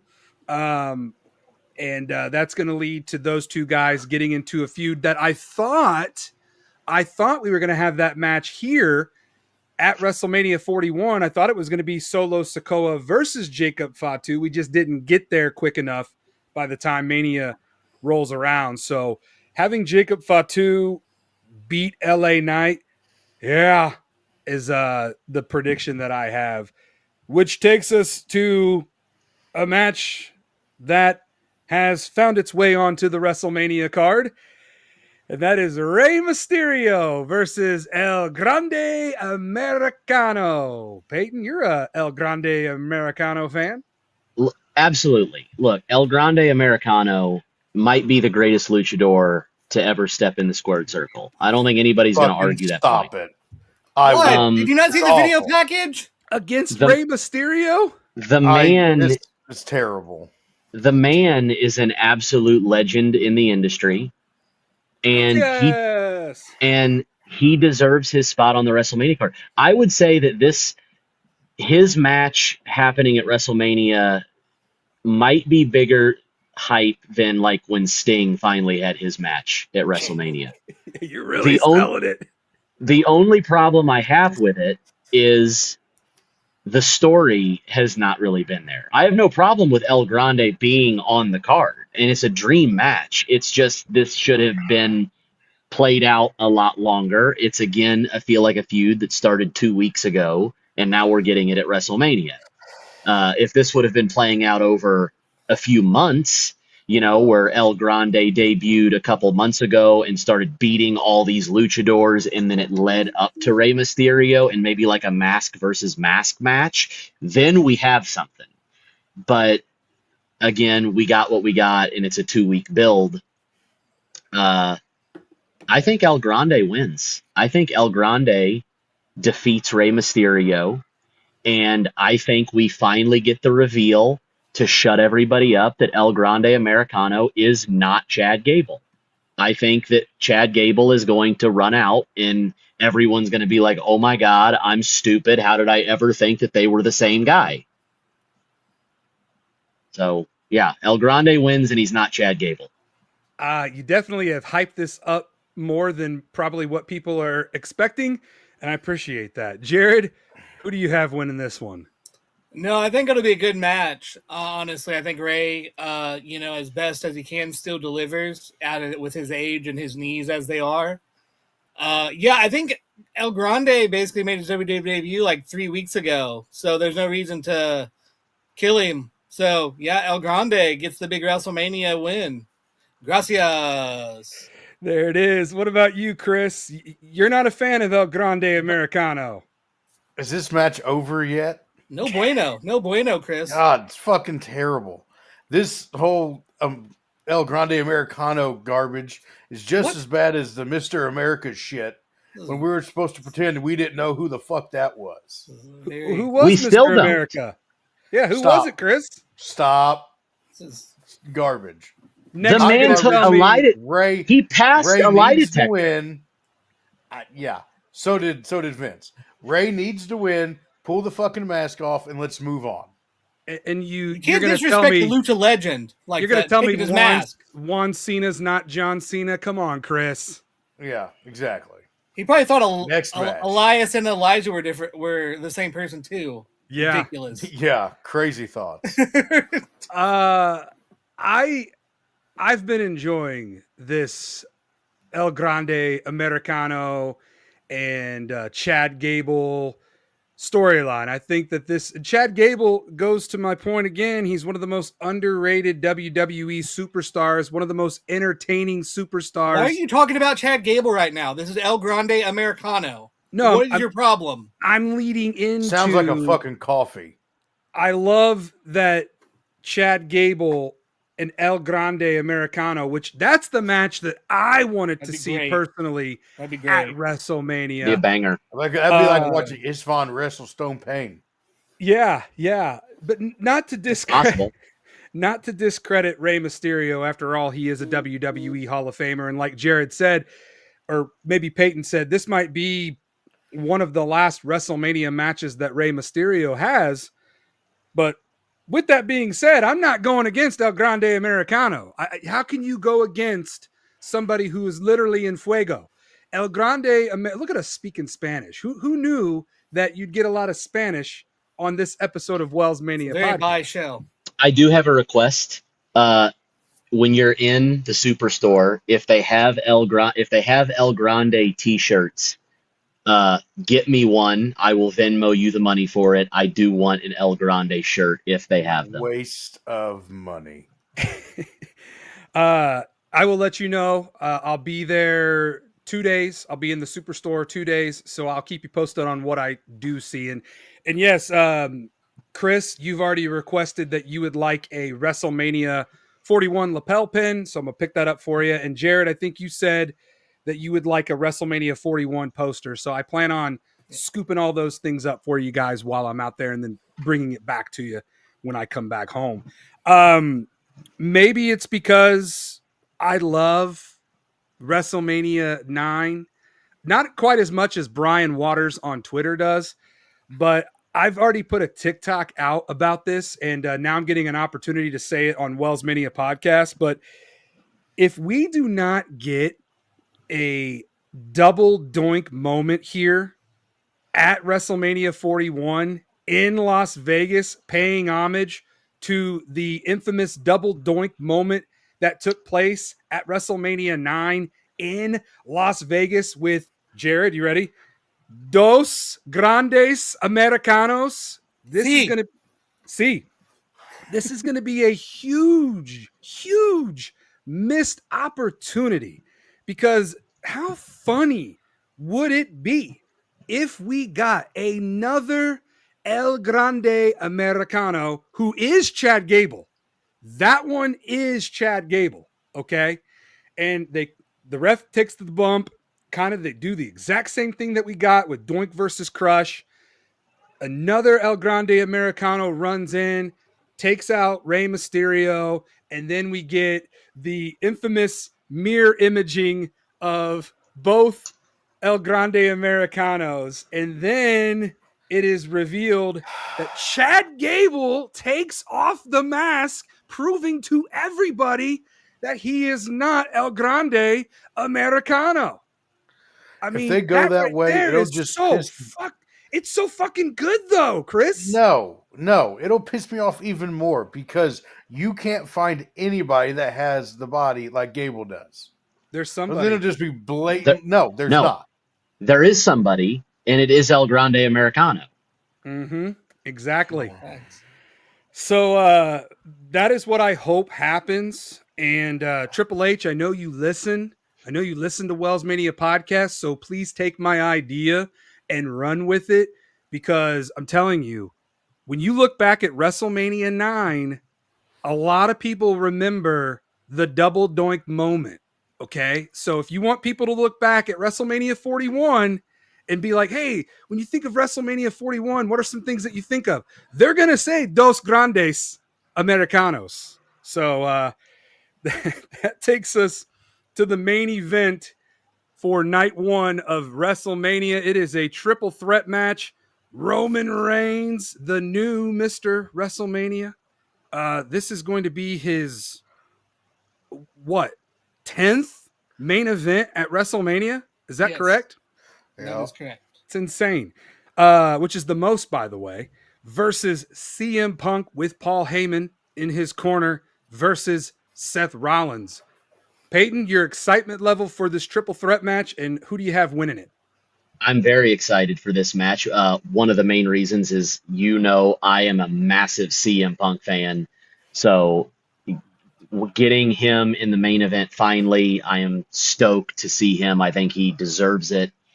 Like I said earlier, the two main events have been the best stories leading into WrestleMania. This match is harder to call, though. I know one outcome that will not happen, and I'm pretty positive in saying I don't think Roman Reigns is going to win. I think Roman Reigns is going to lose this match. The other two outcomes, the one I'm more confident in is CM Punk winning. I think that Punk will probably win because Rollins and Roman are too focused on each other, and that will allow Punk to get the dub, securing the victory in his first ever WrestleMania main event. And then we might as well bring it up because we've seen other people talking about it. And honestly, after this last week, I think it's a possibility. There is a chance that Seth Rollins wins and Paul Heyman betrays both Roman Reigns and CM Punk and becomes the wise man for Seth Rollins and shocks everybody. And that is a big enough swerve that I could see you closing out WrestleMania night one with it. Personally, I don't love it because I don't really think that Rollins needs Heyman, and I don't really know what Heyman would gain from joining Seth Rollins. But I could see it happening. But out of the two, I'm going to go Punk wins. What do you got, Jared? Yeah, pretty much after the video package last night where they showed how the deep friendship between Punk and Paul, I immediately got text messages. So Paul's going to turn on CM Punk at Mania, right? Like, that's what we're establishing, how great of friends they are. So, like, that only matters if you're going to do something with it. So I think Payton's right. I think that is what they're going to go with. I think, and as you've followed my predictions, I have night one as very heel heavy, and I think that's to kind of bring the mood of the weekend to night two, and we'll see how those predictions go. But I think we're gonna tide the ship on night two. But without delusion, there is no hope. So CM Punk wins his first Mania main event, baby. There it is. There it is. I didn't know where you were going with that for a second. I was like, it kind of sounds like he's going Rollins, but nope, you got CM Punk. Chris, who do you have winning this one, brother? It's really up in the air, but I'm going to go with Jared and pick Punk. But my main thing, the whole in this whole story for me is, why does Rollins think Heyman owes him a favor now? What by not stomping him now? Paul has to agree to do something. That's exactly what agree to do shit. Exactly what it is. I did see Rollins did that on purpose. To owe a favor, you must agree to do the said favor. Now, and Paul's just going to tell him to go fuck himself. I don't have to owe you shit. Unless they're already in cahoots working together. And I did see this. I don't remember who posted it. I think I sent it to Chris on Twitter. Someone mapped out that this has already been the plan from the jump, and that Heyman and Rollins are both already working with The Rock. And that is why Rollins, when he was eliminated in Elimination Chamber, stomped Punk's head into the ground, and Cena capitalized on it insanely quickly because Rollins was already under the pay of the final boss, and he knew that he had to help John Cena win that Elimination Chamber after he was eliminated. So basically, the main events of both nights is going to be revealing everybody that truly does work for the final boss. Yeah, and that's kind of where I'm going with my predictions for both nights, and I'll get to that obviously. But you say why, Chris, and it kind of ties into there's something greater going on that hasn't revealed itself just yet. And that is Paul Heyman working with Seth Rollins. Because let's face it, Seth Rollins is notoriously known for being plan B. There's always a plan B. And I think Seth Rollins is the plan B to Paul Heyman heading into WrestleMania Night 1 with CM Punk, whereas he will be heading out of WrestleMania Night 1 with Seth Rollins, because something else that Seth Rollins is notorious for is heisting the main event of a WrestleMania. And I think he's going to do it again here in Sin City. I mean, it doesn't get more center than stealing a WrestleMania in Sin City. He's going to Ocean's 11 it, so to speak. And I think that Seth Rollins is going to defeat Punk and Reigns, and Paul Heyman is going to celebrate and leave night 1 with Seth Rollins. As much as I would love for CM Punk to get his WrestleMania moment and win, the fact that he is in the main event here at WrestleMania 41, I think that's enough for now. And then next year at WrestleMania 42, that is where CM Punk can get, maybe if he's in the main event, he can win the main event on night one of WrestleMania next year. But as far as this year goes, I'm going with Seth Rollins and Paul Heyman to close out night one of WrestleMania 41, which takes us to night two of WrestleMania 41. And in no particular order, I'm just reading off what Wikipedia has here. The first match that we're going to dive into is the triple threat match for the women's world title. The champion, Io Sky, versus Bianca Belair versus Rhea Ripley. Payton, contain yourself. We all know how much you love Rhea Ripley. I love Rhea Ripley. I don't like this match, and I don't like this story. I think it's been awful. I think it's been garbage. And I think that Io Sky, I don't think any woman in this storyline or in this match has been made to look better by being in this match. I think Bianca wins, and I think she gets the dub by pinning Io Sky. And the only reason that Io is in this match is to take the pin so Rhea Ripley doesn't have to take the pin. Which then if you start getting into that, it's like, well, then why are we booking this in the first place? There's other things, like why didn't you just do Rhea versus Io and then keep Bianca in the Naomi Jade feud if you were worried about Rhea eating a pin from Bianca? If you start getting into all that, you could ask those questions. But as far as this match goes, I think Belair wins. I think she pins Io, and then I think that will go off into the draft right after Mania, where probably Naomi and Jade will get sent to whatever show Bianca's on, and she'll defend the title against the heel Naomi. What do you got, Jared?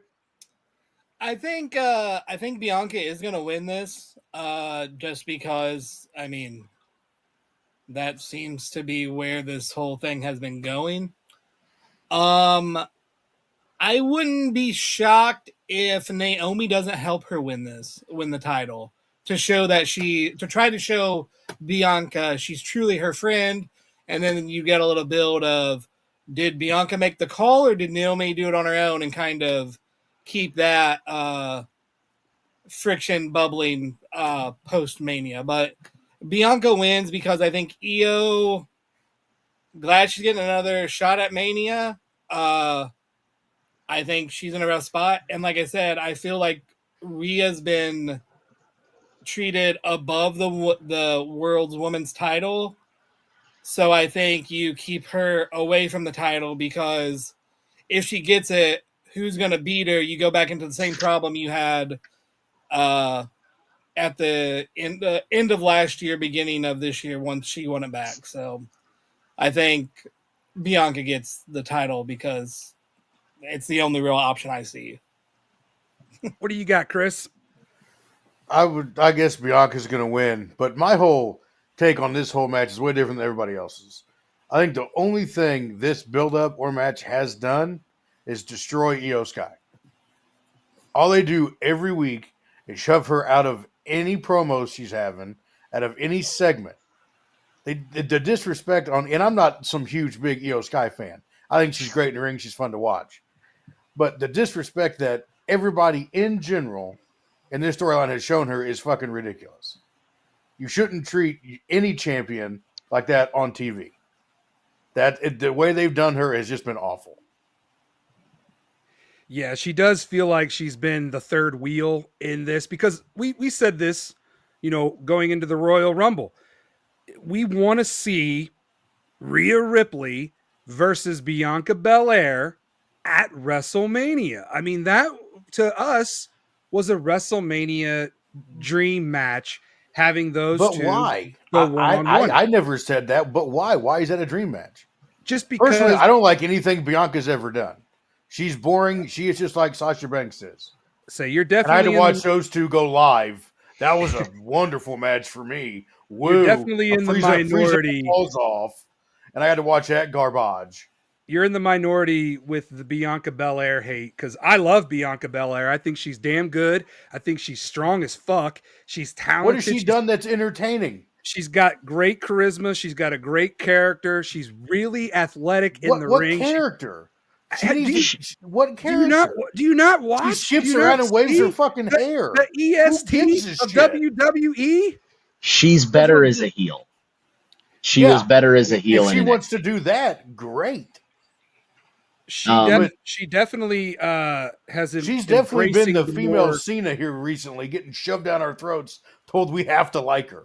She's been embracing the more aggressive side to her, which is a side to her that I like. She doesn't have an aggressive side. She's trying to be like I agree with Kyle here, though. I think that Rhea and Bianca was the match.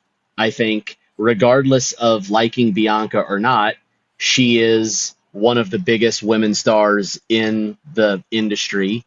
And that's a match they literally teased after WrestleMania 39 2 years ago. When Rhea Ripley interrupted Bianca Belair after WrestleMania 39 and they had a stare down in the ring and both held their titles up in front of the other one. And then you finally get to the point where you can have that match to see, okay, well, who is the bigger star? And then you botch it and you ruin it and you have Io Sky get thrown in here for some reason. And I love Io, but it's done nothing but convolute this story when it didn't need to be convoluted. And it's made none of these three women look better. Yeah, and let's face it, Io Sky does not deserve to be treated the way that she's being treated. The only reason she's in this match is to eat the pin. I think we all can agree that she's just literally being fed to either Rhea or Bianca in this match. One thing that Bianca has at WrestleMania is a hot streak. She's been on a heater at WrestleMania. And I think that, man, here's the thing. You've got two ways to go with this match. You can continue Bianca's winning streak at WrestleMania because I think, except for WrestleMania 34, when she lost the Showcase Battle Royal, that's WWT. When she lost the Women's Battle Royal, Bianca Belair has won every single WrestleMania match that she's had.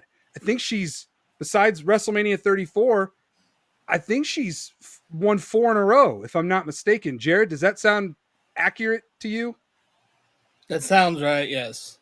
So they could start playing off that Bianca has this WrestleMania streak going, although it's not an undefeated streak at WrestleMania because she lost the Women's Battle Royal. But nonetheless, Bianca's on fire. That's where I'm going at. She's got the momentum at WrestleMania.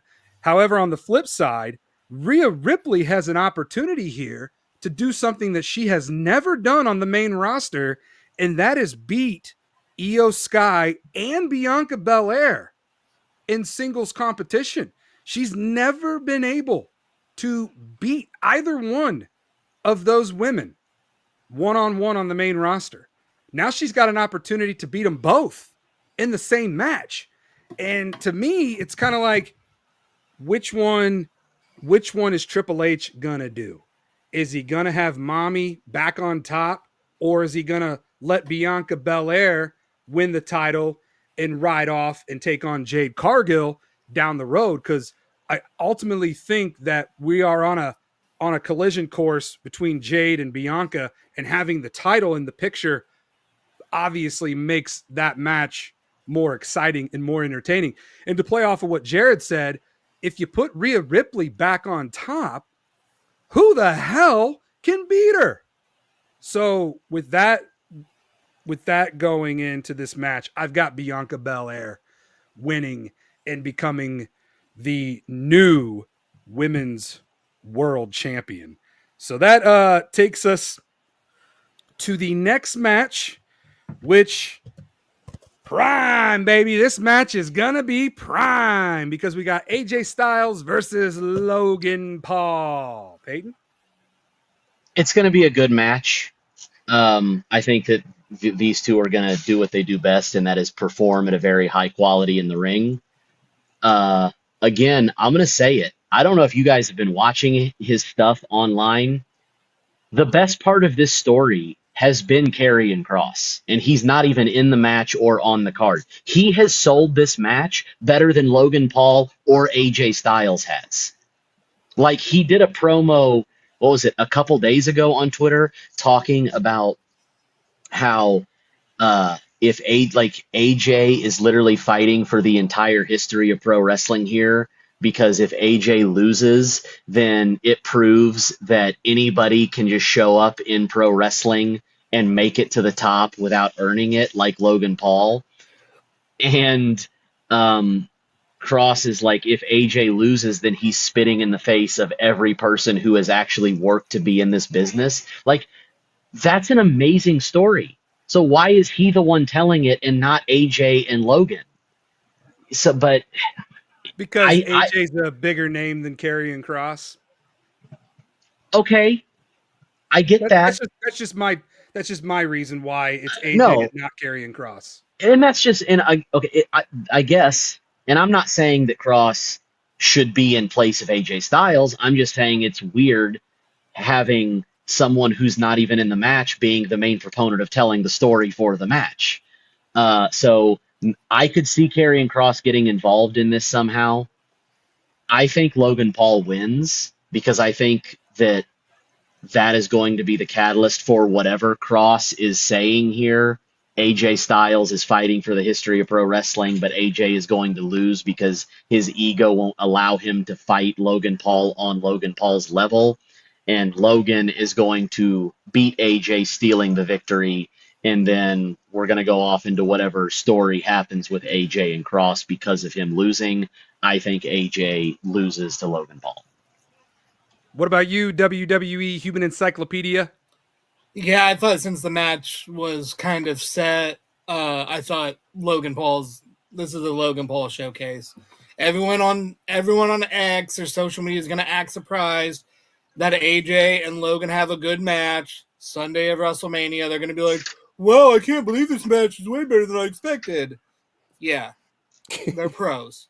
Logan Paul's going to win though because that's the story. He hasn't really done much since losing the U.S. title. They're going to use Logan for whatever his next match. This is just getting him fighting a name and somebody who's going to deliver a good match with him. So Logan Paul wins. 5-foot giant. I know you love you some Logan Paul. Yeah, so much. But I agree with Payton and Jared. I think Logan does win, and that does give us something with Karrion and AJ. Yeah, I agree with all three of you. It's a clean sweep. I'm going with my boss, Logan Paul, to win. Logan, if you're watching on YouTube or if you're listening on Spotify and Apple Podcasts, you are invited to my fiance and I's wedding. It is going to be early next week in Las Vegas. So I know that you aren't making any meet and greet appearances. So I know you've got I know you're a busy man, but I know you're going to be out there in Vegas. You're going to have a lot of extra time on your hands. So you are more than welcome to show up and be a part of her and I's wedding. And she doesn't know it yet, but I think she'll be okay with it if you were to show up. So before you have a massive mega WrestleMania victory over AJ Styles, I think you should come be a part of my fiance and I's wedding earlier in the week. Okay. So. Back to things that actually will happen. Hold on. But before we move on, have you watched any of his show on Max yet? I haven't had an opportunity yet, but maybe on the plane ride out to Vegas, I'll give it a watch. That show is not doing any of them any favors. Does it make them look like entitled heels? Oh, it's awful. And That's their dad is on absolute Twitter. Psycho. Oh boy.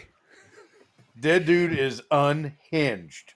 But yes, we got a clean sweep here, a rarity, because I feel like this has been a really good episode. Breaking down WrestleMania. You guys are killing it with your predictions. We're finally all back on the same page. Logan Paul with a phenomenal victory over AJ Styles. This next match, we're not even going to waste time breaking it down. We're just going to go right around and give our winners. It's the WWE Women's Tag Team title match. The champions, Liv Morgan and Raquel Rodriguez, versus Bayley and Women's Intercontinental Champion Lyra Valkyria. Payton, rapid fire, brother. Liv and Raquel retain. Jared? Liv and Raquel retain when Bailey turns on Lyra. Ooh! Chris?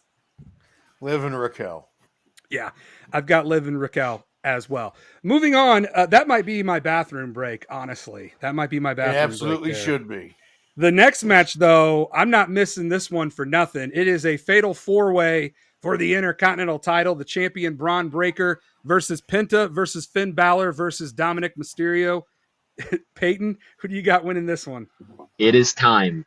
It is time to pull the trigger. Dirty Dom wins the Intercontinental Championship, and he does it by pinning Finn Balor. That is how this needs to go down. Dirty Dom, whether he does it with a new member of the Judgment Day being added, with the Judgment Day finally turning on Finn, or maybe he just takes advantage of a situation and then we do the turn later. Dom secures the IC title by pinning Finn. Damn. I like that. I like that a lot. Jared, what do you think about this one? I agree. It's Dominic's time and it's his moment in the sun. I also agree. I think like Finn Balor hits the coup de grace on Braun and then Mysterio rolls him up or shoves him out of the ring and then takes the pin himself. But he does it off of Finn, whether his finishing move or it actually rolls up Finn. But I think this is the Dom shining moment. He kind of got in the background with the Liv Rhea story. He kind of was a sidekick more. I think this brings him back up to his rightful prominence. So, Dom Mysterio, IC champion. Chris? I agree. Dom wins, and I think it goes exactly the way Payton said it does. Would you look at that? Another clean sweep, because I agree with all three of you. I think it is Dirty Dom's time to shine and win the Intercontinental title. And when he held the Intercontinental title a few weeks ago, I know we all thought it. We all went back to when Eddie Guerrero was the Intercontinental champion. And I'm just like, man, how awesome would it be when Dirty Dom wins the IC title? And here it is. It's going to happen at WrestleMania 41. I love Penta. Don't get me wrong. Cero Mero. I love Penta, and I think he's very deserving, but not yet. I feel like his time will come, but I think as far as one of the reasons that we said it, it just feels like it's time for Dominic Mysterio to become the new Intercontinental champion. The next match. Hold on, Kyle. Hold on. Go ahead there, Chris. Is it weird to anybody but me that we only compare Dom's career to Eddie's? That's his dad. Yeah, man. His father. And we never say anything about him and Ray. Ray's, like, why would we? Deadbeat. Take storylines away from it. Isn't that just kind of odd? That's what we're doing. It's because his character so closely resembles Eddie and doesn't resemble Ray whatsoever. Right. I just feel like it's a rib at this point that we're all in on. And eventually, I do too. I think when because it is inevitable, when Ray and Dom get back in good graces with one another and the forgiveness happens, because I know that eventually that's going to happen before Ray calls it quits, but we're not quite there yet.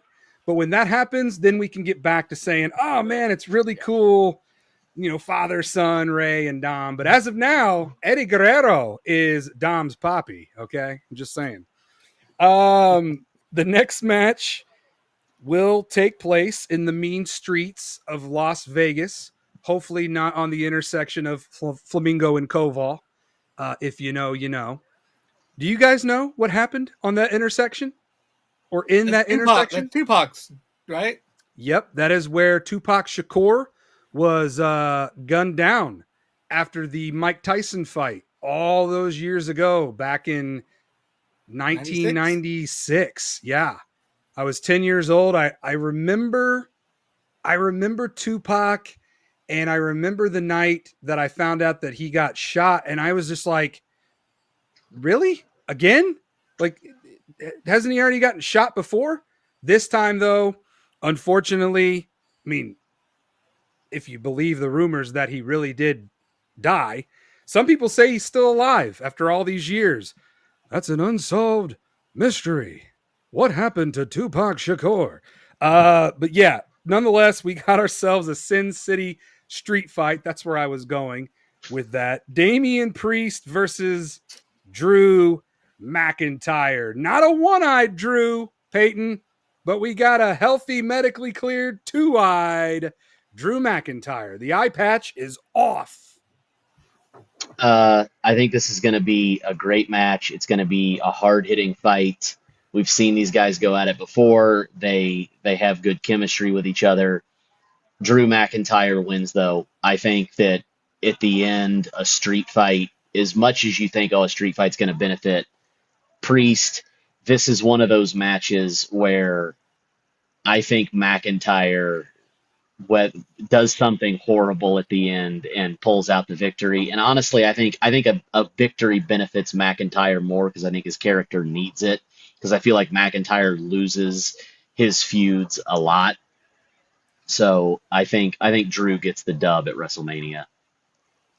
Jared, who do you have winning this Sin City street fight?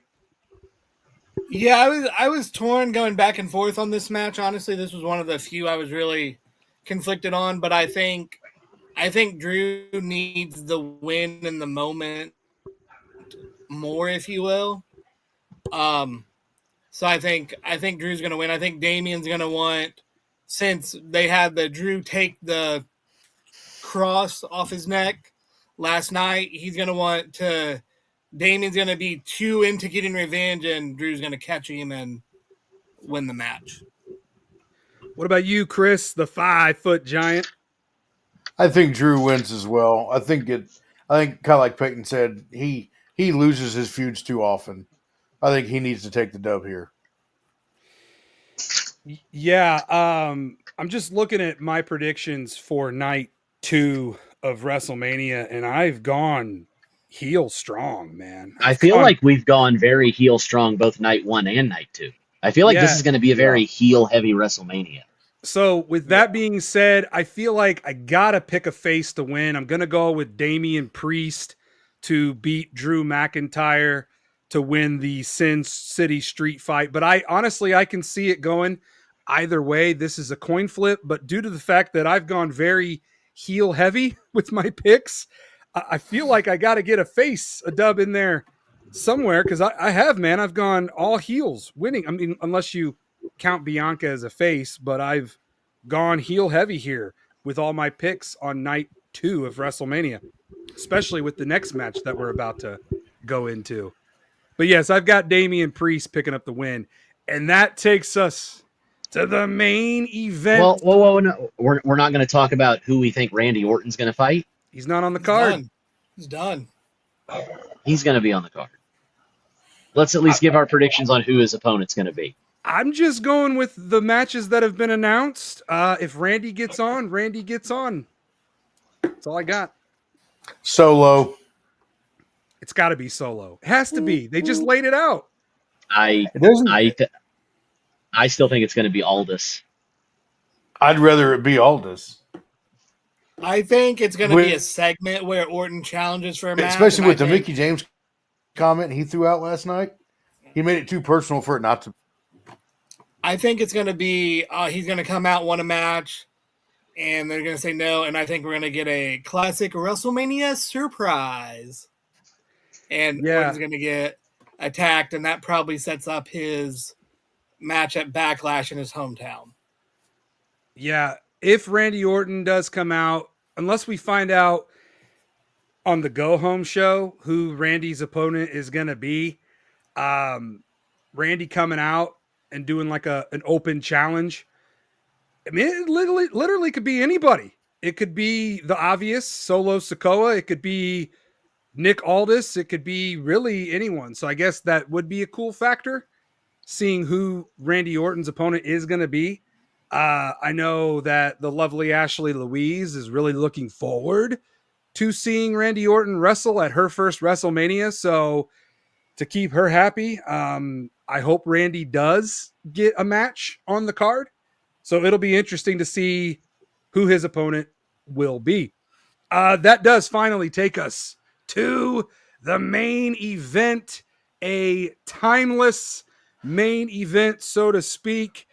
Shout out to the weekend, 6 straight years of having a WrestleMania theme song. Timeless by the Weekend is one of the official WrestleMania theme songs. The other one is Fiend by Travis Scott. But both of those songs feature Playboy Cardi.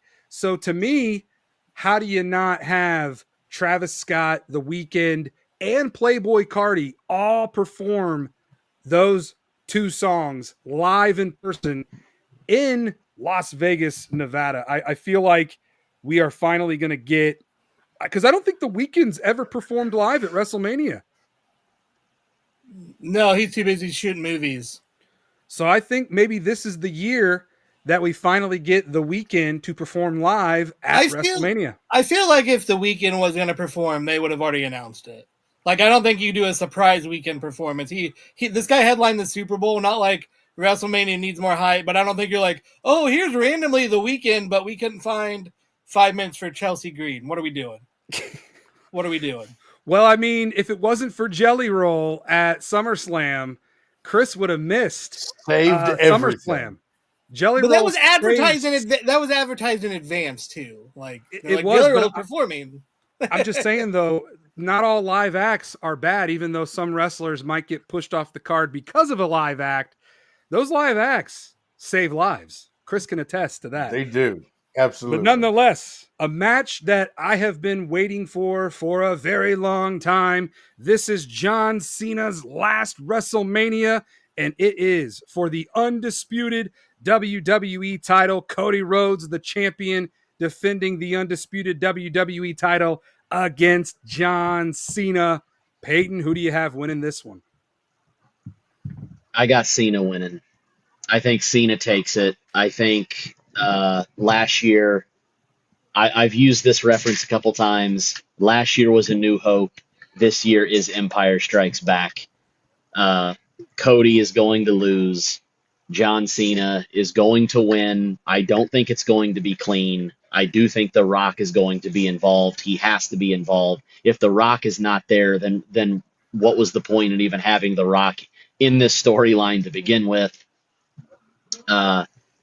I guess the real question is, do they just win the title and that's how WrestleMania goes off the air and that's the end of it?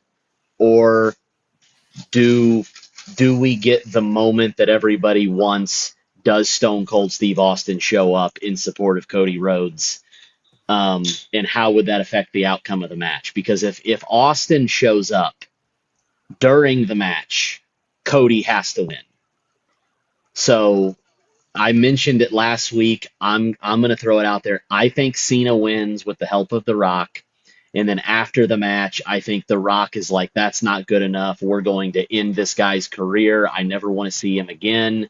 They try to do something after the match. That is when that glass breaks.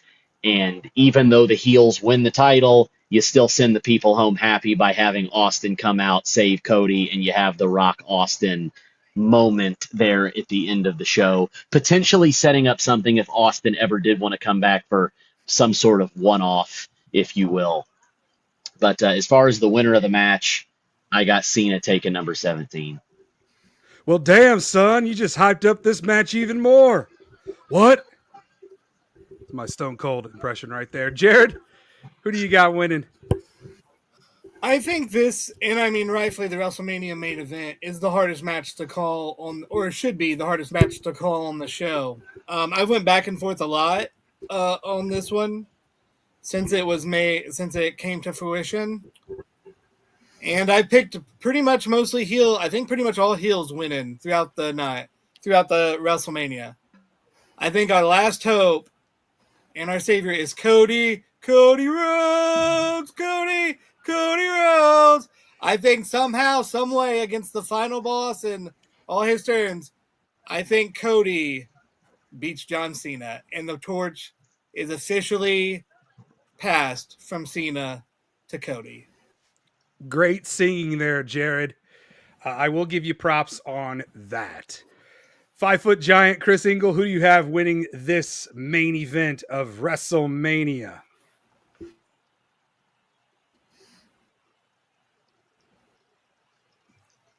What the Undertaker got him. What? Is Chris really asleep? On my screen's he's black, he's blacked out. Oh, he's like frozen, I think.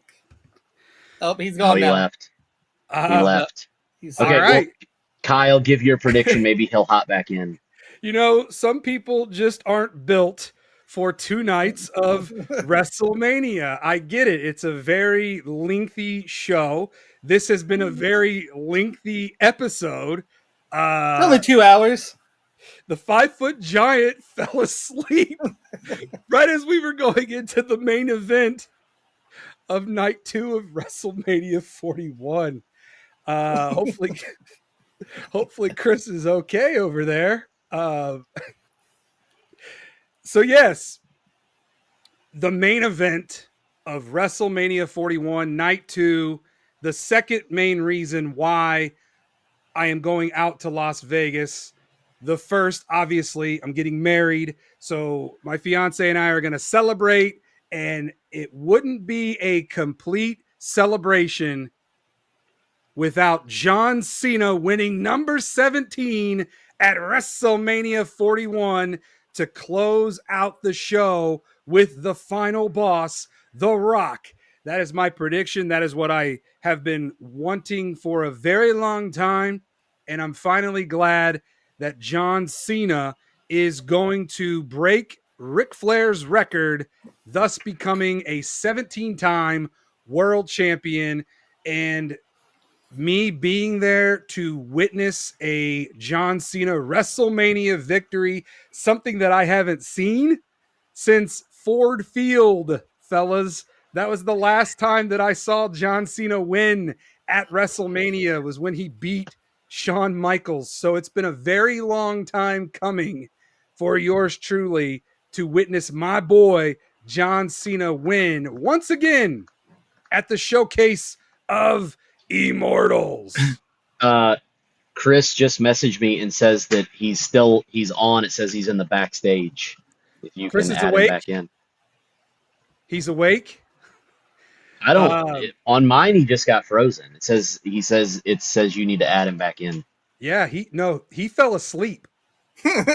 He was snoozing, like he was breathing heavy, and his eyes were closed.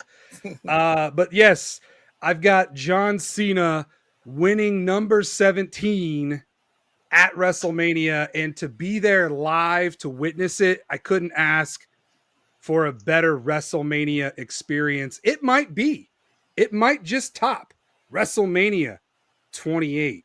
But fellas, there has been something that's been crossing my mind, and I kind of alluded to it earlier, and I'll touch on what Payton said.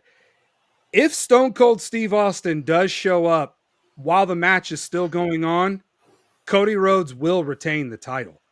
However, I don't see that happening, but I will play off what Payton said. Afterwards, if WWE wants to give the fans a positive note, although I think it's very positive, John Cena winning number 17, if Stone Cold Steve Austin shows up afterwards and hits The Rock and John Cena with 2 Stone Cold Stunners, thus ending on that note, I'm still okay with that because Cena won the title. He won number 17. I got to watch him win at WrestleMania one last time in Cena's last WrestleMania. But after the match, if Austin does want to show up and, raise hell and whatnot, I'm not opposed to it, is what I'm getting at. But here's something else that crossed my mind, fellas, and I'm going to throw this at both of you. John Cena sold his soul to The Rock. The Rock thus then helps Cena win number 17. Cena, he doesn't need that title reign. All he needed was number 17. Do we see John Cena handing the undisputed WWE title over to The Rock, the final boss as part of the deal of Cena selling his soul to The Rock? And then do we potentially get The Rock versus Cody Rhodes for the undisputed WWE title? Like, is that where this is going?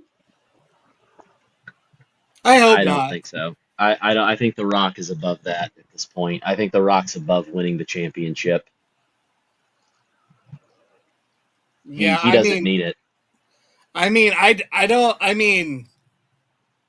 don't like that for a couple scenarios. Like Cena wins it and then he hands the title. I don't love ever handing the title away. Like, oh, I want it, but I don't really care. Here you go. And then I don't see The Rock fighting at Backlash. So when we get the match? SummerSlam? I don't know if he's working SummerSlam. So WrestleMania next year, so you don't have an undisputed champion for a year. I don't necessarily love I don't love the fantasy booking idea of hand The Rock the title and we'll wait till he takes 3 months off from filming movies to fight Cody Rhodes. I don't love it with him going in as the champion. What about this fantasy booking? Cena doesn't give the title to The Rock when The Rock demands Cena to hand over the title. No, that's even worse, because then why'd we do the heel turn in the first place? Because Cena comes to his realization that Then there was no need for the heel turn. For what? For him to come out and do 3 weeks of heel promos and then turn back to being a babyface? If you're going to go that route, he should have just done Cody Cena face versus face. I don't know. These are just all ideas that are just randomly jumping in my head. And the last fantasy booking idea that I had was, and you kind of said something about this earlier, Payton. Seth Rollins joins forces with The Rock and John Cena, and we get that also to close out night 2 of WrestleMania 41. Rollins coming in and helping John Cena win the title. There's a lot there. There's a lot of scenarios that can happen, but ultimately, I'm going with John Cena to win number 17 at WrestleMania 41. Those are our predictions. Those are our predictions for WrestleMania 41. A complete breakdown. Payton, I see there's some people back there.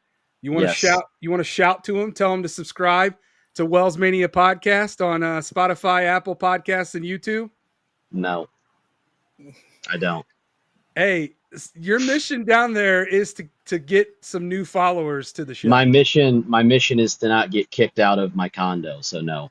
Okay, well, yeah, that might be a higher priority than getting new subs to the show. But fellas, I'm excited. I'm excited for WrestleMania 41. We all know that I'll be out there in Las Vegas, but what are you guys doing for WrestleMania 41? Do you guys have any fun plans? I have no idea. I haven't thought about it. I'll decide the day of. I believe last I knew is me and Chris, who hopefully will be awake for this night 1. I believe Chris, me, and Poppy Roach are going to watch night 1 at Chris's place. And then night 2, we're watching at my house. Payton, if you're free, you're more than welcome to watch along with us. I believe that was the plan as of earlier in the week. Who knows if plans change as the week goes on, but watch those. I'll probably make sure to watch Stand and Deliver before I head over to Chris's on Saturday, but that's it. Pretty much just get a group of people and watch the shows. That's a cool idea. Watching night 1 at one place and then watching night 2 at another. It's very early WrestleMania in different locations of you guys to do. I think it's pretty cool. But yes, I will be sure to scoop up those things for you guys when I'm at the WrestleMania Superstore. And you already know that I'll be blowing you both up with a lot of content because I do plan on going live while I'm out there a couple of times, but I am on vacation. So if you don't hear from me, it's because I will be going off the grid at moments. I am going to the Grand Canyon for the first time. Never done that before. So my fiance, then to be wife, because we're doing that later in the week, um, going to the Grand Canyon and the Hoover Dam. So I look forward to going on a Hoover Dam tour and asking the tour guy, yeah, where can I get some damn bait? That's a Vegas vacation reference right there. Jared, you've seen Vegas Vacation. Yeah. Oh yeah, I've seen all the vacations. I was wondering if you're gonna have that moment when you look at Ashley and be like, "It's the Grand Canyon." Then you look at it and be like, "Okay, there it is, a big hole. Got it. Cool. Let's go." Grand Canyon, great. Gotta go. No, I am looking forward to going to the Grand Canyon because we said this at the beginning of the episode. When you go to WrestleMania, there's so much more than just wrestling going on. There's a lot of history, and there's a lot of history out there in Las Vegas. Although the Grand Canyon is, I think, a 4-hour drive from Vegas, but that's about as close as I will be to the Grand Canyon. So I figure when in Rome, go to Rome, right? But yeah, fellas, thank you so much for running wild on this action-packed, fully loaded breakdown of WrestleMania 41. I have no idea what happened to the 5-foot giant, Chris Engel. He's not backstage. He's gone. He literally fell asleep, fellas. I didn't see that. My screen he glitched and it blacked out. I don't know. I don't know what you guys were seeing. Let me see. But I am on 2% battery, so I have got to call this. All right, Let me see if I can get him back in here real quick. But See you, Payton. Peace out. I am out of here. See you, Payton. Have fun in Florida. Live it up down there. Everyone's just not built to last a full episode of the WellsMania WrestleMania spectacle. So Jared. are you guys doing any fun I guess pre-wedding dinners or hitting the casino on Tuesday, or kind of what's the I know you're gonna arriving on you travel day Monday. I'm not sure what time in the 3-hour difference you'll arrive. Hell, I don't even know. Time zone. I hate time zones. I'm not a fan. You couldn't tell I'm not a fan of time zones. It'll be a 3-hour difference, so whatever time, there's always that time where you go back in time traveling, which is always fun. Marty, we're going back in time. Yeah, and doing then, a little so Monday, around there. So Monday's a travel day. Probably just if you get there in the evening, probably just check out the sites, not do much because traveling kind of sucks. Yeah, and especially traveling in and out of time zones, the body's going to be like, what time is it? Is it Indiana time? No, we're on Vegas time. So there's going to be that adjustment period. But there is something that her and I are really looking forward to doing, eating In-N-Out Burger. We've never had In-N-Out burgers, so we're really both excited to finally try it because we've heard a lot of hype about it and people swear up and down that it's the best. So we are going to finally find out just how good it is. And of course, we're going to do some gambling. We're going to go walk the strip and go in and out of this casino, that casino. And me, paying homage to WrestleMania 9, I definitely want to go to Caesar's Palace. And after you watch the documentary, Jared, they do show you where the WrestleMania 9 setup was. So I'm going to try to find that and cut a promo on that location on site and just kind of feel the nostalgia that WrestleMania 9 took place in that location. I personally love those things. Like, that's the thing about life is the older we get, things come and go and things change, but the history always remains the same because WrestleMania 9 took place at Caesar's Palace. Even though the location has come and gone, the location is still there. That spot is still there. So I'm looking forward to that. And I'm definitely going to look at the drive-through that Triple H and Stephanie McMahon went through. I think that's a given. But I've seen so much already from at the airport, when you fly into Vegas, they've already got WrestleMania 41 promo stuff up all over the airport. They've got stuff all up over the city of Vegas, in and throughout the strip and in hotels. So, man, it's going to be exciting. Like, I love that Vegas is getting another WrestleMania and they're doing it big. And I'm going to be throwing a lot of content your way. So be sure to follow WellsMania on TikTok, Twitter, Instagram, and Facebook, because it's going to be a wild ride out there. And I'm going to be out there for quite a while too. So, yeah. But yeah, man, gambling, eating a lot, eating at places that we can't eat at here in Indiana. Like, I heard there's a really good Korean barbecue restaurant in the hotel that we're staying at. So I'm really looking forward to eating there. I love Korean food and I love barbecue. And when the two come together, it's like I'm big backing that day. Yeah. Definitely. But yeah, man, I'm excited. I'm excited to be a married man. It's been a long time coming. That's probably, a lot of people are like, oh man, you're probably most excited for WrestleMania. It's a nice bonus, but I'm more excited to finally get married to the love of my life. I know that's probably why Payton and Chris jumped off, because they're not very emotionally sappy individuals. And I'm not saying that you are, but I feel like you have more of a kinder heart compared to those two guys, where I feel like you care more about me about to take on one of the biggest things that one can do in life, and that's get married. So yeah. No, man, I appreciate you caring, and I appreciate, and like I said, man, the Legacy Award, I've been wanting to do something like that for a long time. And with the news the other day of Kamala and Dory Funk Sr.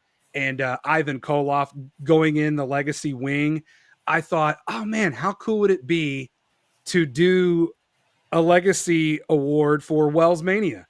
And you were the first person, even though Big Poppy's been gunning after me, saying that he's the OTC, the original Wells Maniac. Well, he's now a Wells Mania Legacy Award winner. So congratulations to you, Jared, Kyle Gant, and Big Poppy J.D. Roach. I think that's it. I think that's all we've got for this episode of Wells Mania Podcast. All right, man. Safe travels. Yeah. Have a blast out there. Enjoy your wedding. Yes. Thank you so much. And I'll be sure to send you pictures of a lot of different things out there in Vegas. So and then I'll see you probably in about a week and a half when we do the recap episode. Yes, sir. Yes, sir. When I come back from Vegas, we will knock out the WrestleMania 41 recap. All right. Perfect. See you, man. Awesome. See you, Jared. Have a good one, brother. Hey, ladies and gentlemen, and then there was one, down to one. Thank you all so much for running wild on this episode of WellsMania Podcast, episode 171, the WrestleMania breakdown. Be sure to follow me on every social media platform, because I will be recording a lot of content while I'm out in Las Vegas, Nevada. So be sure to follow me on TikTok, Twitter, Instagram, and Facebook at WellsMania. And I hope you all enjoy WrestleMania 41 out in Las Vegas, Nevada. Until next episode, take care, stay positive, run wild, and dominate the day.